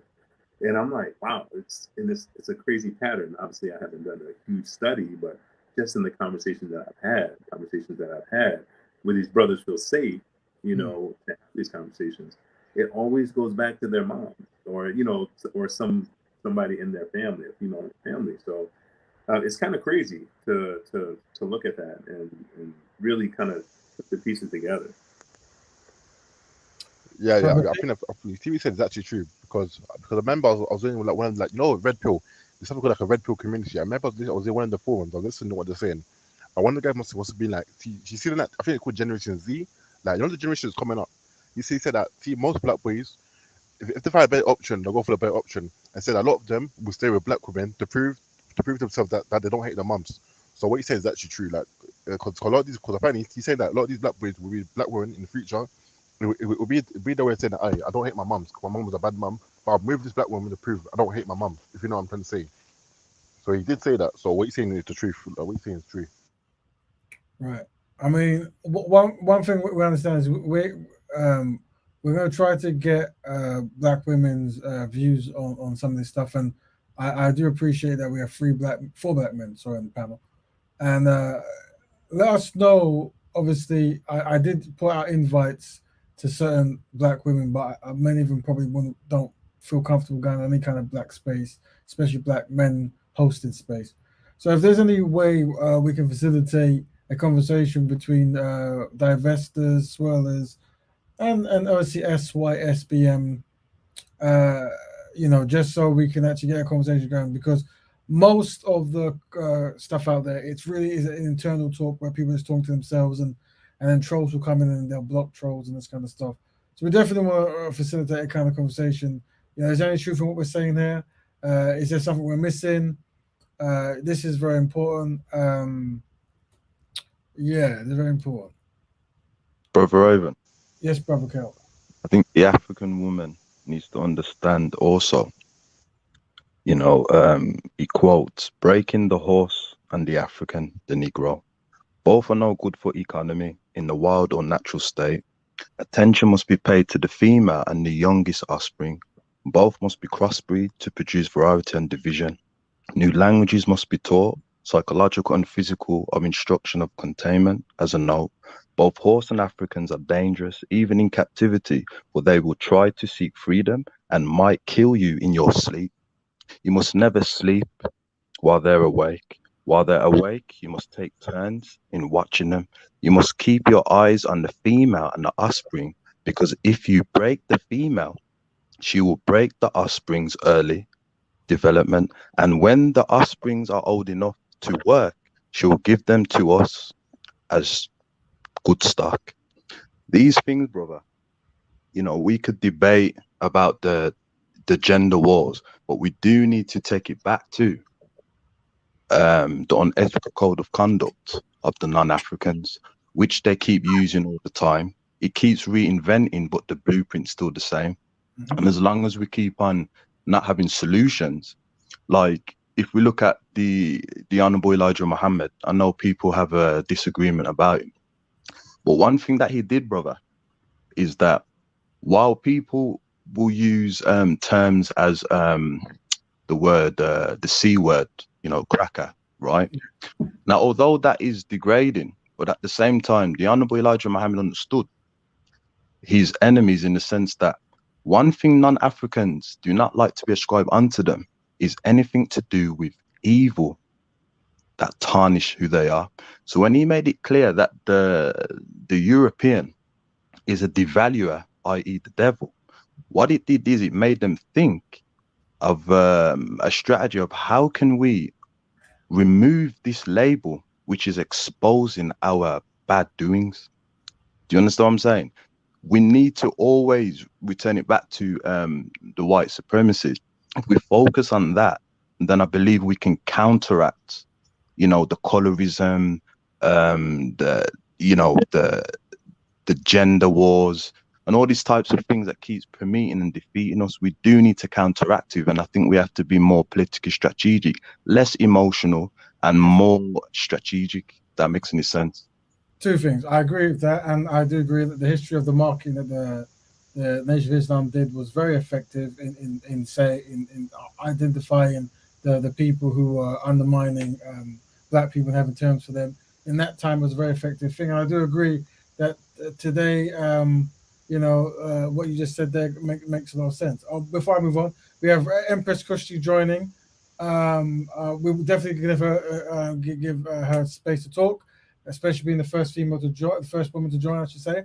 Welcome, Empress Kushti. Bless up, family. Hey, clean mic, excellent. Good Can everyone hear me okay? Very good. The best mic so far. you doing, sis? How you doing? So, I'm Empress fine, Christian, brother. Hello, Yourself? sister. you're going to play a very Hey. important role in this, because obviously we're going to give you time to give your opinions on all this, and obviously what you know, what you want to know. But ultimately, we do want to get more women's opinions about some of this stuff, especially more so the women who are going through this stuff who made choices. But because you're up here, whatever you want to talk about is up to you. So you may have the mic. Say what you want to say. Well, I was just really just listening to the brothers' take on everything, and I found them very interesting. So I was just going to probably jump in, or if there was a direct question I could answer. But for now, I was just kind of just wanting to be in the panel. So if anything pops in my mind, I could add my 2 cents. Definitely. Well, from a woman's perspective, Brother Payne has said that, he that if a child sees his mum acting in a hostile way, that might influence him to not necessarily see black women as soft and kind, I guess, and that might uh, influence him to not be for black women. Is that something you might agree with, or not necessarily, or is there any kind of truth in that kind of statement that, from your perspective, knowing? I think there is definitely a point there that if a child is subjected to constant abuse and not enough love, then he might just equate that to all women that look like their mother. Definitely. Okay, let me just put the link in again. Okay. And then Raven, it's okay. I'll take some quickly, please. go ahead, brother. Go ahead. Brownie Diaries. You know, Pink Pill, Christian Intelligence. You know, she's with a black man right now. Like, she's with a black man right now. If you go to her recent video, she must have said, she's like, hey guys, I'm with a black guy. I know it's weird, but I'm with a black guy. She spent all her time brother, fight can off you a hear white man, me? fight off a You white might want, man, but now brother she's with a T. black guy. Oh, Yeah. can you hear me, brother T? Brother, sorry. Yeah, I was going to say that Yes, brother. you sound ever so slightly muffled. Are you away from the mic, or is it just the speakers that we have? Sorry. Can you hear me now? Yeah, where you are is perfect. Okay, Say that let again. me repeat it again. So basically, Yeah. Sister Brownie Diaries. You know, Pink Pill sister Chrislyn Cousin. You know, she's with a black man. Currently, she's with a black man right now. She spent her whole time talking about face of a white man, but currently, right now, she's with a black man. Same thing with Cynthia G. She's talking the most rubbish about a black man, but her baby daddy's a black man. Like, I can't take these. I can't take these people seriously. I can't take them seriously sometimes. Sorry. So what I would say this is the strategy I always apply through most of these women and men who talk about it is, rather than listening to like the output, listen to the input of what they're saying. And the sisters you've mentioned, they talk about no structure amongst black men, not building anything amongst black men. They also speak heavily about black men who abuse women, as well as black men who put black women last in the pecking order, and also black men who becomes extremely wealthy and successful and do not choose to be with black women. So this is all going to build a kind of resentment and picture. So this is the hardest thing we're going to do, bro, but you might be able to learn it from this panel, and that is to not be offended by what these type of women say, but try to listen to where it's coming from and actually use leadership to try to fix it or correct it through speech, if that makes sense, brother. Yes, brother. Yeah, it's a hard task. But I'd like to say on that also. Go ahead. Sorry. No, it's your turn, sister. I'd just like to say on that also is that. Thank you, Brother Ava. I would like to say on that also is that it's hard because I think everything gets blended into one. And now that there's even more terminologies or groups that they've called themselves, or they've come off with splinter groups, it's hard to ascertain what is the rules for one and why that differs from the other one. But if a black woman is with a black man and she does videos highlighting the errors within certain black men, or things that she's seen that she's just saying that she can't see getting highlighted, that's a difference from saying that, you know, all black men are terrible and you shouldn't be having no black babies and you know, the option is just not to date. Mm. And I think that that's where, although women gets brushed with the sensitivity brush all the time, I think black men kind of do it a lot when it comes to um, hearing like some concerns from black women. They just, a lot of them can't seem to take it on board. They can't just hear it for what it is without a lot of the backlash and emotion. And when we was listening to the videos, I just find it so funny that the black men were saying, okay, the women want a man who's ghetto and this, that, and the other, and trousers, what, like underneath his pants and everything else. But in the same time, we heard that the women's side of it was saying, we don't want this, and that's why we're not going there. Mm. And this is what I'm saying about the listening. So what is it? Which one is it? Mm. Because if this man is using, if they're using, and we heard a couple from this I forgot what the names of the black men that are doing it, and all of them weren't even using the narrative that Brother Peyton was coming with, that, you know, I had something traumatic in you know, within my mum. None of them mentioned their black mothers, because number one, they've very clearly got a black mother, but they never ever mention it. Yeah. Mm. So they only mentioned that one day when I was 6, a woman barged me. When I was 10, a woman rejected me, and now all women are bad. That's totally different to, you know, the constant abuse that we've seen from black women you could, like, there's tons of reasons we've shown examples on this channel of what women are going through and screaming out for help or begging black men to step up to the plate too.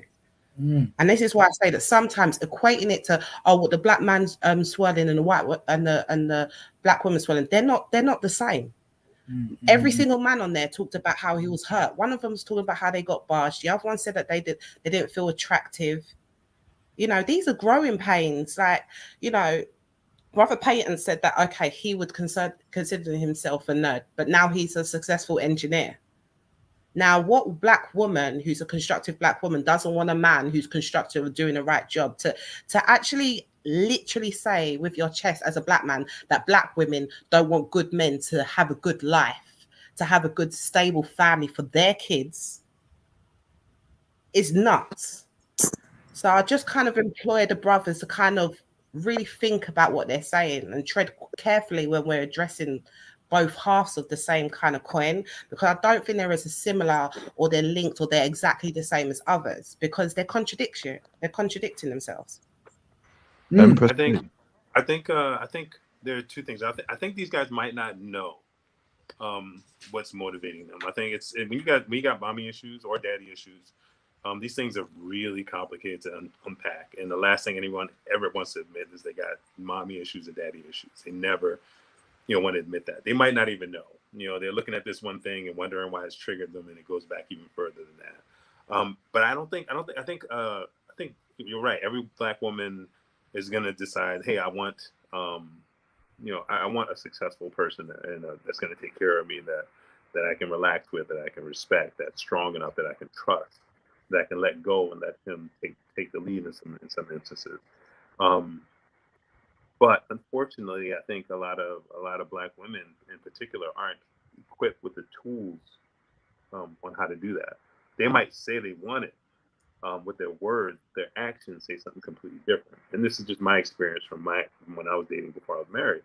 And you catch a lot of behaviors that don't sync or jive, or you call them red flags, with what they're saying out their mouths versus what's going on with with their actions and their behaviors. So I think saying that you want that, yeah, obviously, yeah, I want that, but then what you do to attract that is completely different. I see the contradiction. I would see the contradiction often when I was dating in my like 7-8 years ago, and it was baffling to me. So I mean, I don't think it's a matter of those things being equal. I think neither group understands themselves fully and have really done any real self-examination so that they can get to the root cause of what's going on, of what they want and why they're not getting what they want. Like these guys, they sound like their stuff. It sounds like their complaints are minimal, right? But when you get rejected that young or get treated really poorly often enough that young, it means something. It's not just growing pains. Like, these things are traumatic when you find that your own people don't find you attractive. I have that complete experience, and it's not a matter of just being rejected and having growing pains, especially if you're a sensitive person, because men are sensitive, and women can be vicious. Little girls can be vicious, and it's not just growing pains, and people say that, but it shapes who you are. You're going through teenage years. These are the moments that shape you. And you can't just shrug them off when you become a man. You got to do work to shrug that off. So you can't really minimize, their experiences. I wasn't found attractive, or someone didn't find me attractive. They might not have been found attractive, but they could have been spoken to in the worst possible way, or had the worst possible things done to them that was humiliating. And it really means something. It's not something to just kind of toss to the side and say, well, it's not as important as this woman over here who was abused, because that mental emotional abuse is really, really Yeah, I've got a question. impactful. So you say something, brother Carl. We didn't hear you. Say it again. I've got a question for Empress. Go ahead. Yeah, as brother, did you finish, brother Peyton? Did you want to continue something? Brother Payne is asking, did you finish? Yeah, I'm done. Go ahead, brother. Go ahead, brother Carl. Ask your question. Okay. Sister Kushti, would you say, right? Because I remember when I used to date and stuff, right, ages ago, and I remember like each women have like a criteria of what they view as dominance, right, in a man. So I was listening to what Brother Raven put on in regards to those African males that were talking about the woman wants the bad boy and the don't want men's in a suit. So could we say, Sister Kushti, from your experience, or when you speak amongst other women, that each women have a view of how they view a man to be dominant? And could we say that the man who wears the suit could take on the dominant role as the bad boy, not necessarily what he does, but more of the assertiveness when he deals with women?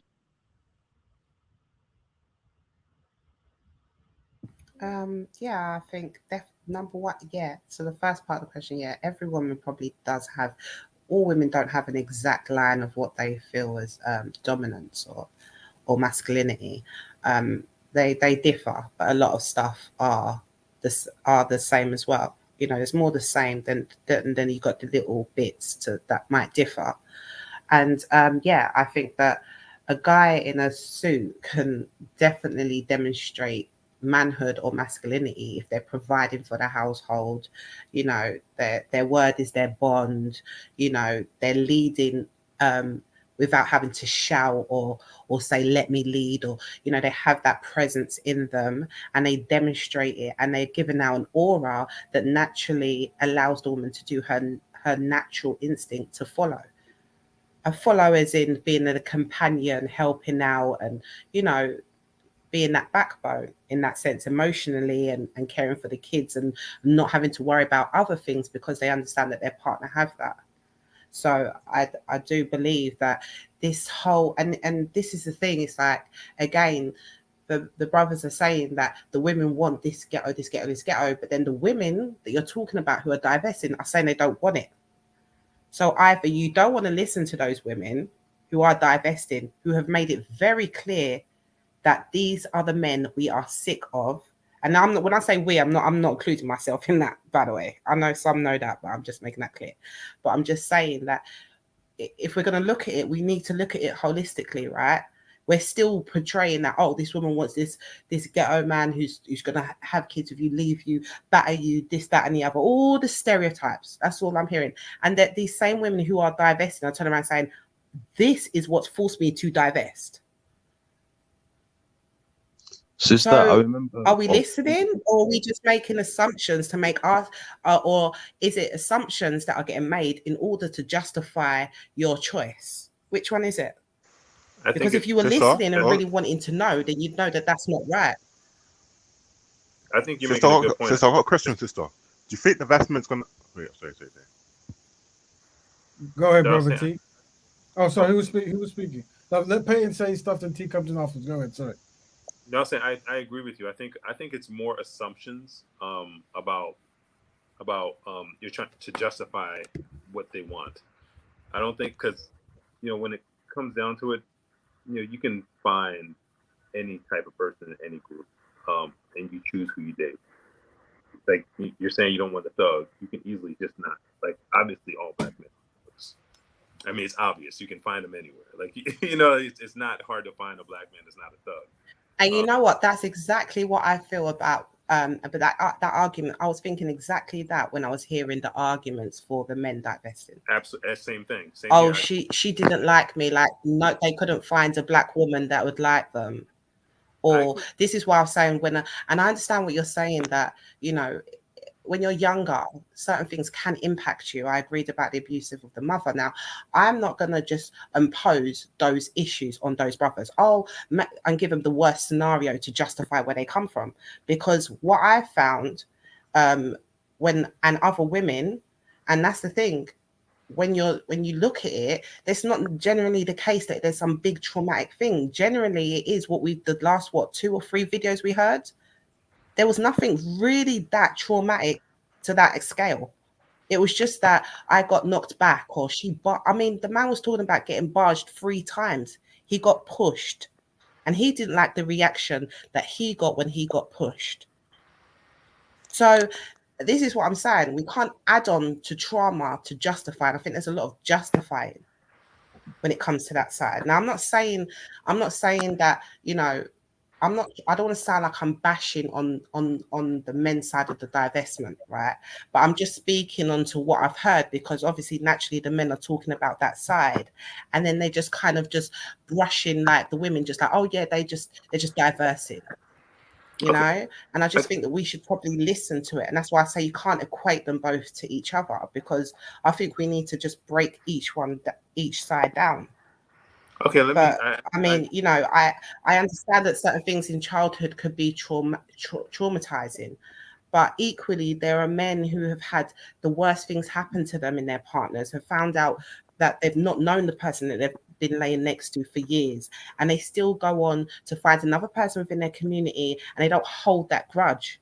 So what makes that particular individual, that just because you got hurt once, and remember that most of them are when they were young. The last 3 we heard, they were all young.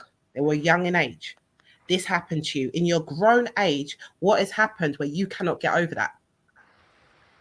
Why is it a justification outwards instead of looking inwards? Why that happened? I think on every scale it needs to be looked at inwards. I don't think these guys were very articulate, to be honest. I don't think they like the way they explained it. I thought was kind of flimsy. Like personally, like I was at a point. Yeah, but brother, that's their truth though. Brother Peyton. So you can say it's clumsy, and I agree with you. Certain of the terminology, the way they went about things wasn't the best, but that's their truth, and that's what they're coming from. There wasn't no hidden trauma or anything behind it. That was it, and that was their justification for being hurt once. I think a lot of times people don't necessarily analyze what they're thinking fully. I think that's surface. I mean, a lot of people keep things on the surface. They don't go introspective. They keep things simply. Like, and he was pointing out examples. They were pointing out examples where, a reaction to them they did not like. But I'm sure it didn't start with those 3 examples. I mean, we got to kind of read between the lines a little bit. And I also think that like the same expectations we have for understanding Black women and why they want to divest or whatever, we have to have the same for Black men. We have to say, okay, what's going on? We can't. I don't think it serves to say, well, you're wrong, and what you're saying is not valid enough, or you didn't get hurt enough, because obviously pain is subjective. It's not. It depends on who you are. But like, I'll give you my experience so that we can go down a rabbit hole if you want to ask me all the questions you want. Like, I remember when I met my ex-wife, who's Russian. I was all about Black women. In my mind, I was going to marry a Black woman, have a bunch of Black babies. That was my thing when I went to college. But all through that, Black women did not find me attractive. Like, I grew up in the 80s, like I was saying, and I had my own trauma with my mom, but it was even just growing up. in that world, in my community, where dark skin was not attractive, and I didn't find myself attractive because of that.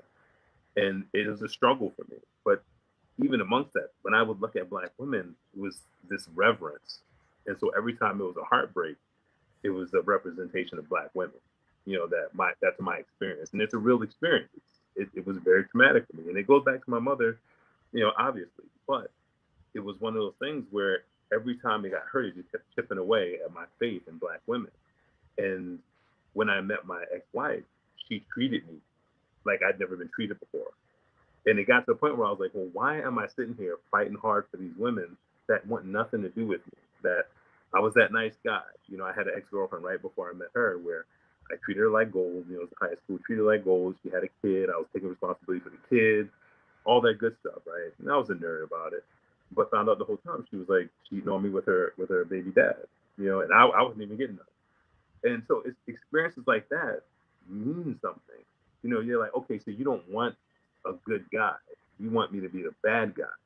So now I got to be the bad guy. And then now I'm traumatizing someone else. So it's not, it's not just that, those little instances. There's an accumulation there of things that happen. And when I met my ex-wife who was Russian, I was like, listen, she's treating me with loyalty, with respect. She knows how to talk to me. Why am I holding on to this notion that I have to be with a Black woman when it seems like they don't want me? Like they don't want this soft guy. They want a hard guy, and that's not who I am. And so I still love Black women. It was just a matter of I need to do what's best for me, at this point, because I'm not getting what I want. So it's. I think a lot of people have these stories, and it's an accumulation, not just one or two instances. They just gave 3 simple examples, but I think a lot of things where they might have been cheated on, constantly, or badgered, or looked down upon because of who they are, or because of what they're not, because they're not a thug, or they didn't have the money. It's not necessarily that the women want the thug. They might want that glamorous lifestyle, the money, the drugs, things like that. And they might be looking towards those girls that are in the hood that only value those things, and not looking towards the sister that's, in school about trying to do something better with their lives. So that's on them. That's their choice, and they made a bad decision on that end, and they got their heartbreak. But there's always more, and I think we have to open ourselves up to saying, oh, let's see what their real reasons are, and let's peel back the layers instead of taking those 3 little examples, which seem, kind of minute, and saying that's it. We gotta say, okay, it's got to be more than that. Obviously, it's more than that. It's not just that simple. No one makes a decision like that based on being bumped in the road. That makes no sense. So let's peel it back. You know what I mean? Like, I think we owe it to ourselves and owe it to them to say, ask deeper questions about. Brother Peyton, Yes. when I was listening to those, No, I those just fellas, want to say quickly, sorry, brother Cal. Sorry, I just want to say back in response to Brother Peyton, like, I appreciate you giving me a backstory on that, and I can totally understand what you're saying when you break it down like that. And I know that that's definitely some of the faults of Black women. When I've heard some of these channels who've said exactly the same thing, where and if that's consistently happening, then that can have a bearing on your confidence and the way you see people, and then as a result seen on yourself. So when you said all of that, that resonated with me, because this is something that I've heard on the other side from women. So on that side of things, I can definitely understand, but there is a part of me that kind of feels, and I know it's not going to be a popular thing to say, but I don't think. Well, actually, I will want to ask you a question, but I understand that Brother Cal wants to ask you a question. But what is interesting to me is you came from that feeling, and you said that you was with a white woman previous, your ex-wife. So you had all of that feelings because of what you went through, but then you ended up with a Black woman. Mm-hmm. So what happened with those feelings that you had? What made you approach her? What made you talk to her? If you felt that they couldn't ever, they would never like you, and you just thought, look, I've got to look elsewhere. What made you then turn to have your wife now that you have? Well, there was something, one, I always knew I'd be missing something. Like, when I was very conscious when I was with my ex-wife that there was a part of the culture that I wasn't going to have access to. Because at the end of the day, I do love Black women, but it's also a love that's marred with pain. I never, divested from Black women. It was just, I met someone that was amazing. that I had experience with that I'd never, had with any other woman. And so I was like, this is the direction I got to go in. I can't let, the idea of maybe finding a black woman, miss this once in a lifetime opportunity. It was that deep. But even, when I, got divorced, it was all about black women. It was, like my wife, like now when I was dating, like I, was, like 7 years ago when I was dating, it was all about black women. It was like, okay, this is it. I don't want to date anybody else. I just want to be with black women. That's what I want. And I got older, and I got more mature and I got more introspective, and I started having more conversations with myself, with other people about what I wanted. And so it was just a matter of, introspection and healing. Like, okay, I didn't think all black women were bad at all. It's just at the time where my self-esteem was, I didn't think black women dug me. I was like, they're just not feeling me. They don't want they don't want a sensitive man. They want a dude that's going to be a little rougher. And that's not me. I can play that role, and I have played that role of being, unattached and not really emotionally available. And I played that role, and I played it well because I had to learn what women wanted, and that seemed to be what they wanted. But as I got older, I was like, I don't like this. This isn't me, and this isn't what I want. And so I had to become more confident about who I am and sitting in that and saying, well, either you like me or you don't. And you can see the door if you don't. How about that? You know what I mean? So, I never gave up on black women. It was just, it was just proximity, or me getting my head together. Okay, I appreciate you for letting me know that. Yeah, no, absolutely. And I appreciate you being open with me, brother, and letting me know that. I do want to highlight what Brownie Diary says, that Peyton, you didn't hate black women, you felt unwanted. I think Raven's talking about black men who hate black women, like Tommy Sodomar. And I think that with Peyton's story, it's a blatant example of a black man who felt that because of the experiences that he felt, but he didn't let that determine or turn into hate to all women. And because he didn't, and because he looked himself and stayed true to himself, he found a woman who appreciated him as a man. And now they're in a happy relationship. So this is what I'm saying about like brush them all together. And the brother Peyton, hopefully I heard properly, he said he wasn't ever about divest. There was never a point where he said I hate them. It was just that he didn't feel wanted.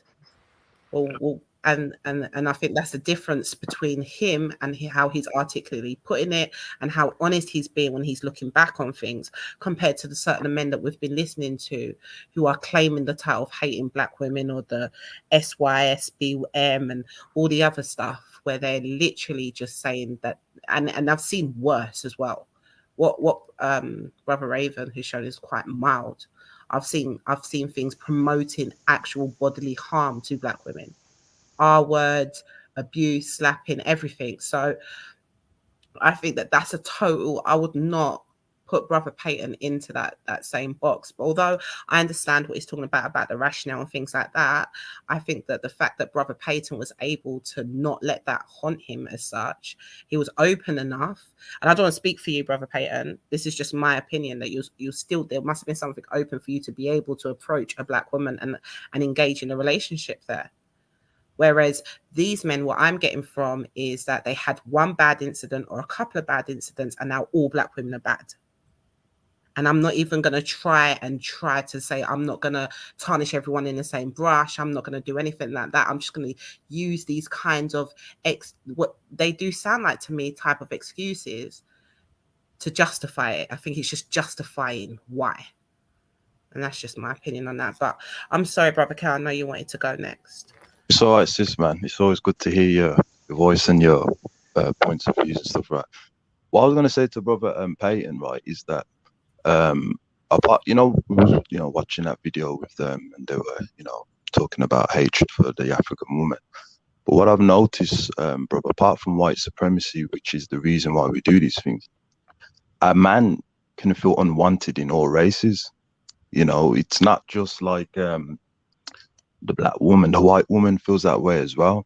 And that's what I was going to say to Brother Peyton, that, I believe as men, but as it pertains to the African man, we do not understand that there are different types of women in regards to their characteristics, right? And I spoke about this with Sister Kushta before, that you know, every woman views time, sex, and relationship different, right? And I believe that we can misunderstand that just because you get rejected, it doesn't mean it's just the black woman, because when you're dating, rejection is a good thing, to be fair. Because, and I'm not trying to be a player or anything, but I'm being realistically, rejection helps you to filter the women that you may not be able to connect with. It's actually a blessing. So that's what I was saying, Brother Peyton, that I think we don't understand there's different types of women. And I believe that each woman has a different way how they want a man to be dominant. It's not necessarily you have to be the bad boy and things like that. It's just that what I noticed with the bad boy growing up is that they have a persona where they, where I think, maybe Sister Kushi could correct me on this, is that I don't think a woman wants you to glorify all the bad things and the good things because of how physically she looks. Whereas the bad man, he has that persona where he'll pull her up. He's not afraid to tell her, "Oh, you're going too extreme now. You know, calm down." You know, so that's what I was saying to her. Could the man in the suit, if he was to represent a dominant persona, i.e., meaning an assertiveness, would that work for him where we can combat the dominance what the bad man is stereotypically being put forward? Yeah, I think Brother Peyton dropped out, but I definitely think that that could happen.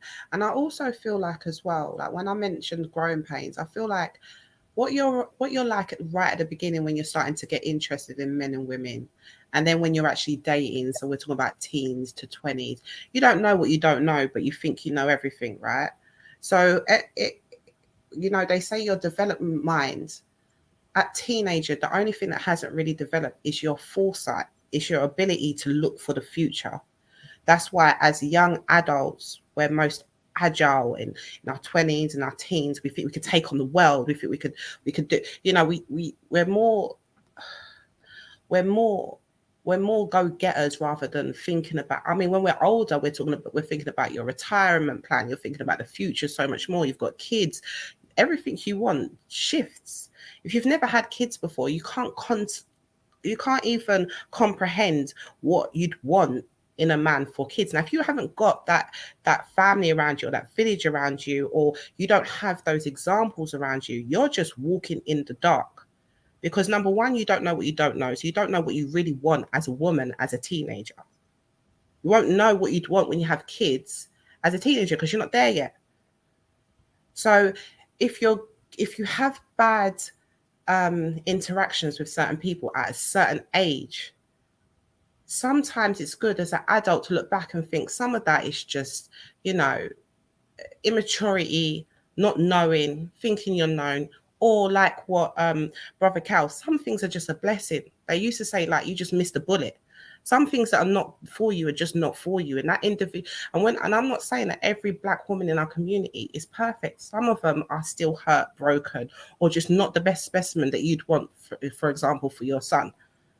And we can say that there's bad in everywhere. So that's why I say we just need to pause and okay, what I've taken from this, because I tend to be quite harsh on this, I guess. But I can pause, and what I've taken from Peyton is that we need to maybe not brush everyone or just assume that they're, you know, I don't want to disrespect Brother Raven's channel, so I don't want to say the C word and things like that. Unsynchronized. But I understand that, you know, people go through things and they channel it differently. And it's about understanding more than just bashing and attacking. So I was thinking when I was listening to this, Brother Raven, that, okay, this is going to be one of them few moments where we differ, because I would have just been like, well, not everyone's supposed to be within the community. You know, you just brush them off to that they're not constructive Black people. Why are we really focusing on it? I feel that we should brush them off. But listening, I will say that, okay, there probably is underlying things on there. And really, we need to really focus on, you know, what age did this happen to you? What kind of women were there? You know, and thank God, Brother Peyton said that, you know, his heart was still open to do that. So I think there's a lot of levels on there that when we really talk about it, which is good. This is why I love this channel and the panels and stuff. When you really break it down, you can kind of see that it's more of understanding. And I think understanding where that person was in that time of life, what the type of woman is, and there's so much levels to it. So yeah, I hope that kind of makes sense. And I wasn't rambling. It makes perfect sense. It's funny because my wife, with her, she had bad experience with men, and her kid's father, I don't like the guy. He's just not the type of dude that he doesn't take care of his kids at all. No financial support, not really there physically. Just she had a really bad experience, kind of worst of the worst kind of dudes. And the one thing I respect about my wife so much is that she didn't let that color her perception of black men. Like, she did not put that on me, which if she had, I'd have, hit the door. That would have been a red flag to me, and I'd have ran because, I can't heal you. But, that's one of the things I look for. And one of the things I think a lot of people need to learn how to separate. And that's what I respected about her so much, is that she knew enough. And the first thing I heard about her, or I saw her, was a Facebook post, and she was congratulating men for Father's Day. And I have a hard time. I'm very vocal about, women saying Happy Father's Day to me because I'm the only father. That thing kind of thing gets under my skin. And she said, let the fathers have their day. We have our day. Let fathers have a Father's Day. And I was like, she didn't really grow up with her dad, and the father of her kids was trash. But she still knew enough to say, or had enough discernment to say, that's not all fathers. There are good fathers out there that deserve acknowledgement. And that struck something with me, because I was like, okay, she's a deeper thinker. She's not just leading by her emotions or her pain. She's leading with intelligence. And I think a lot of people need to separate their personal experience of what's going on with the majority of people, or that there are exceptions to their experience. So I think that's a big thing that we need to do, and say it's not everybody. Our experience isn't everybody. It's our experience. And maybe we need to find a different group of people, but yeah, so I completely agree with you. We can't just lump everybody into one category because of something we experienced. I have a question. Go ahead. This is for the American brother. Quick question. Oh, what's it called? Right? Are you foundational Black American, or are you an immigrant? Foundational. You're foundational. And are you from the South, or you were from the North? I'm from the North. My family's from the South, but I'm from the North. Yeah. Oh, so like Chicago, like Cleveland, all of that. Yeah. Okay. Yeah, Philly. So no colorism. Was colorism more of a Southern thing, or was that more of a Northern thing? Like, where was colorism like a big thing? That's American thing. That's all of. So okay. Someone was real deep. Like it went so deep. It's like I remember distinctly having to evaluate what kind of women I liked. I was so trained to like light-skinned women.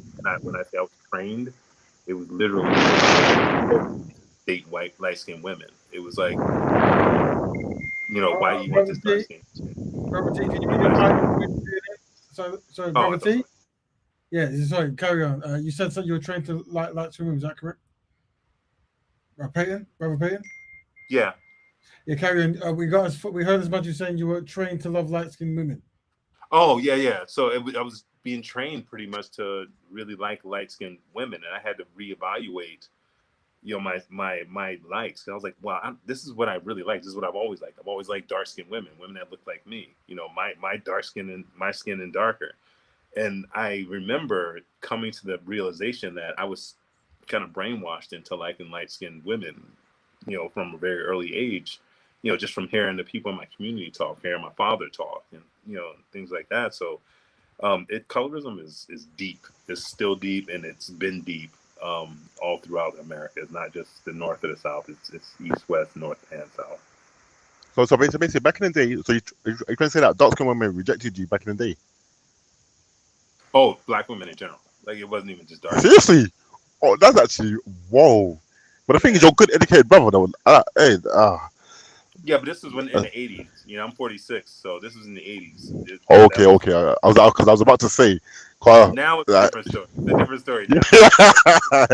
Back then, dark skins in like 90s, we were killing it. You know, after the 90s, when the 90s hit, we were in fashion. But it long was Michael before that, Jordan and Wesley Snipes. Wesley yeah, Snipes and Michael Jordan. they did us right.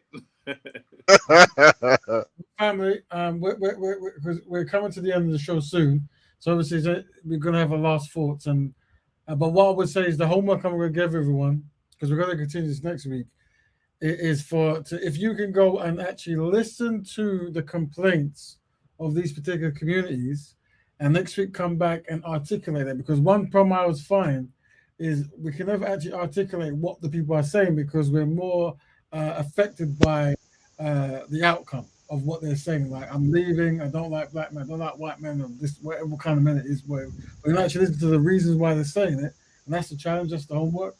So if everyone could have their last thoughts, we want Empress Kush to go last. So start with Brother Kev, give your last thoughts. Oh yeah, we need to, counteract the Willie Lynch letter. That is the solution.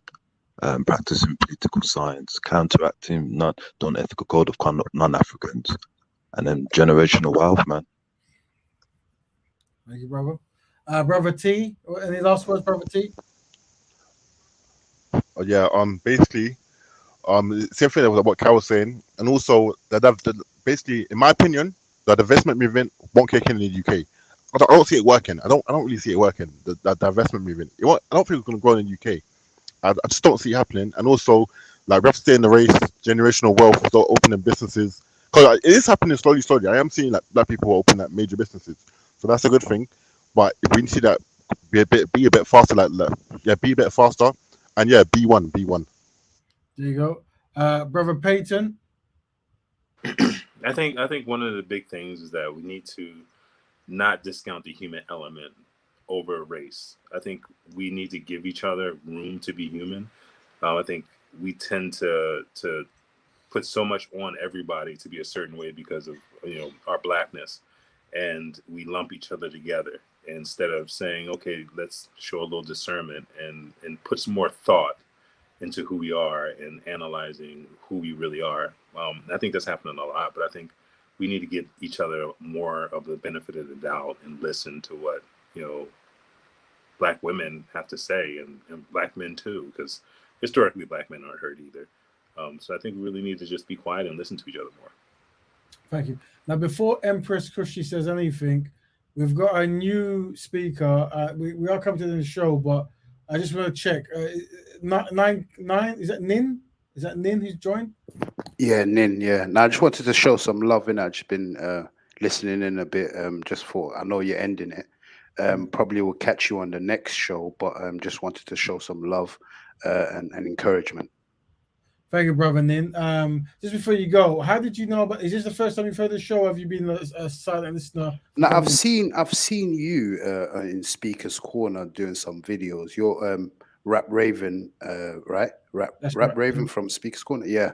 So I'm in one of the servers on Discord, and someone posted this stream up not too long ago. So I just clicked it. I was like, oh, I didn't know you had a channel. I did see some videos and stuff on Speaker's Corner, but I didn't know you had an actual channel. So I just subbed and just wanted to jump on and just maybe if I can go after Empress or because I was listening to just some of the things I want to say as well. Okay, we'll make some extra time for you. So Empress Kushti, if you'd like to say your last words, then we'll have like one narration from Brother Nin. Empress Kushti.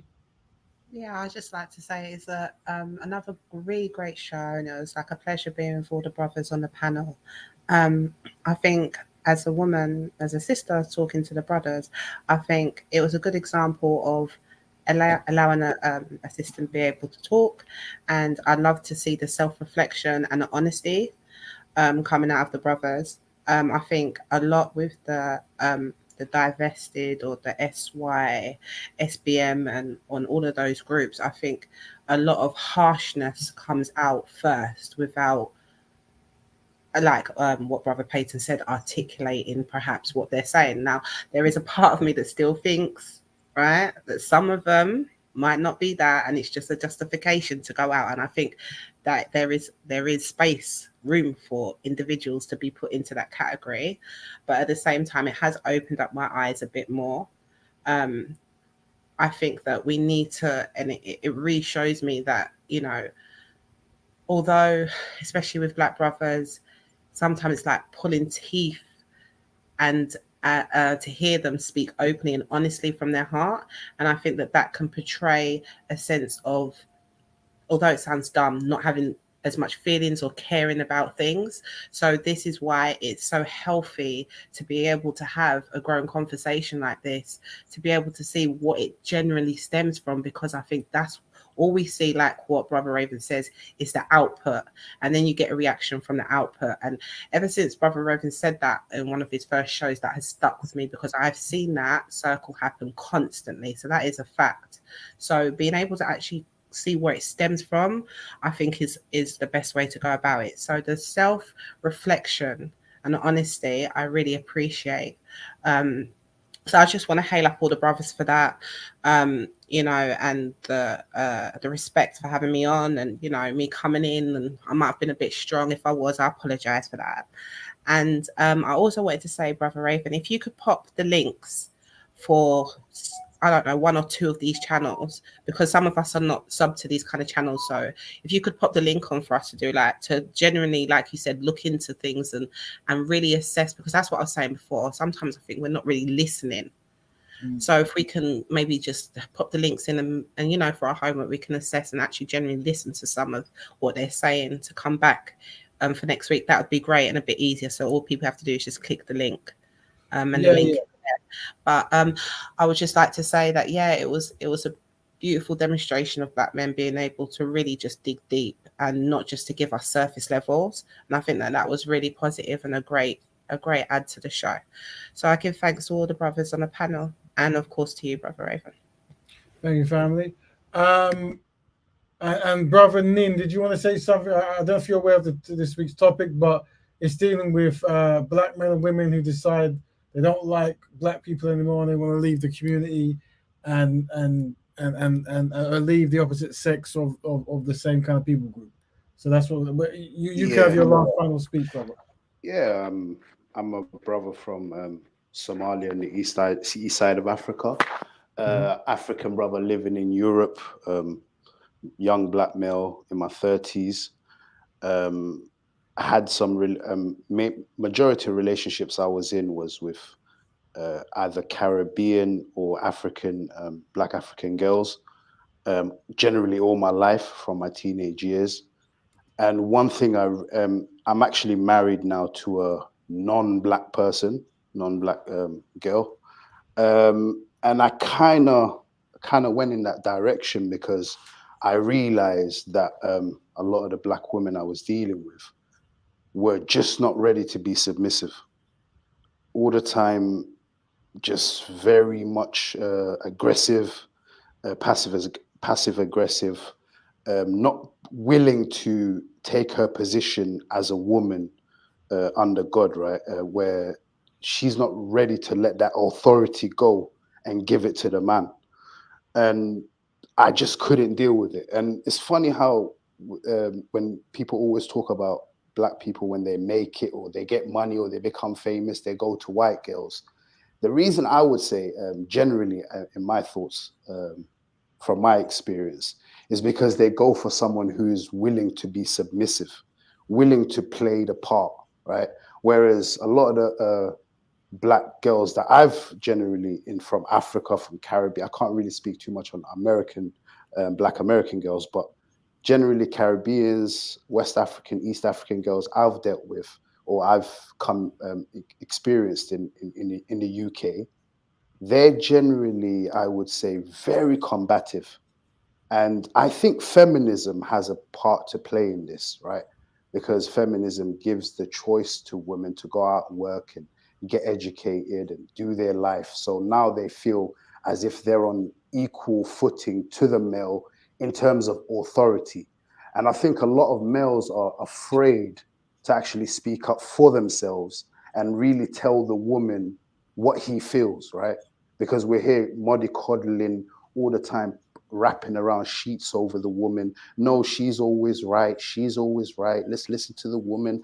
How dare you speak like that? You're a toxic masculine man. Da, da, da. So I think feminism has a big part to play. But yeah, I'll probably get into it more next show if you're still speaking on this topic.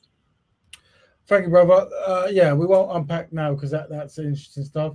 And yeah, we will next week be covering this. I've put 2 links in the group. These are just one is the brother mentioned Cynthia G. This is a woman who's in the States at the moment. She started like more of a movement of not having male children and identifying men as not black men as not a high value. I think she really started out as like black empowerment or something like this, but throughout the year she's been, I guess, displeased with black people's behavior, black men's behaviors. Definitely a very interesting woman to listen to because regardless of some of the things she says that might be kind of sharp and heavy hitting, generally she highlights many things that I think I would like us to highlight, and that is black men coming together to produce something. So that is a very good way to start. And then I put another link in there of a UK sister who's started a UK divestment, very new because there's not too many here, but they're trying to get it going. And she won't necessarily talk to me at all or any male, but the women could go on her page and maybe you can get familiar with her and see her content. Definitely click on that one. But next week at 10 p.m. we'll start part 2. Hopefully by then I can invite more so divesting women. And obviously maybe brother Nim will come in, but what I have to analyze very carefully because obviously some people might be very new to debating and many women might not want to talk to men for whatever reason. So we'll see if we can work it out. But for this week, for Black Betterment, thank everyone. Thanks for the panel. Thank you for Empress Kushti, Brother Kel, Brother Peyton, and welcome in for the first time, Brother Nin. And we'll next week we'll do a part 2. Yeah. So from me, Brother Rap Raven. Check everyone next week. That's the end of the show. Click on the link before we go. Thank you very much. There you go. All right. And thank you, bro. You're welcome. Take it easy. Yeah.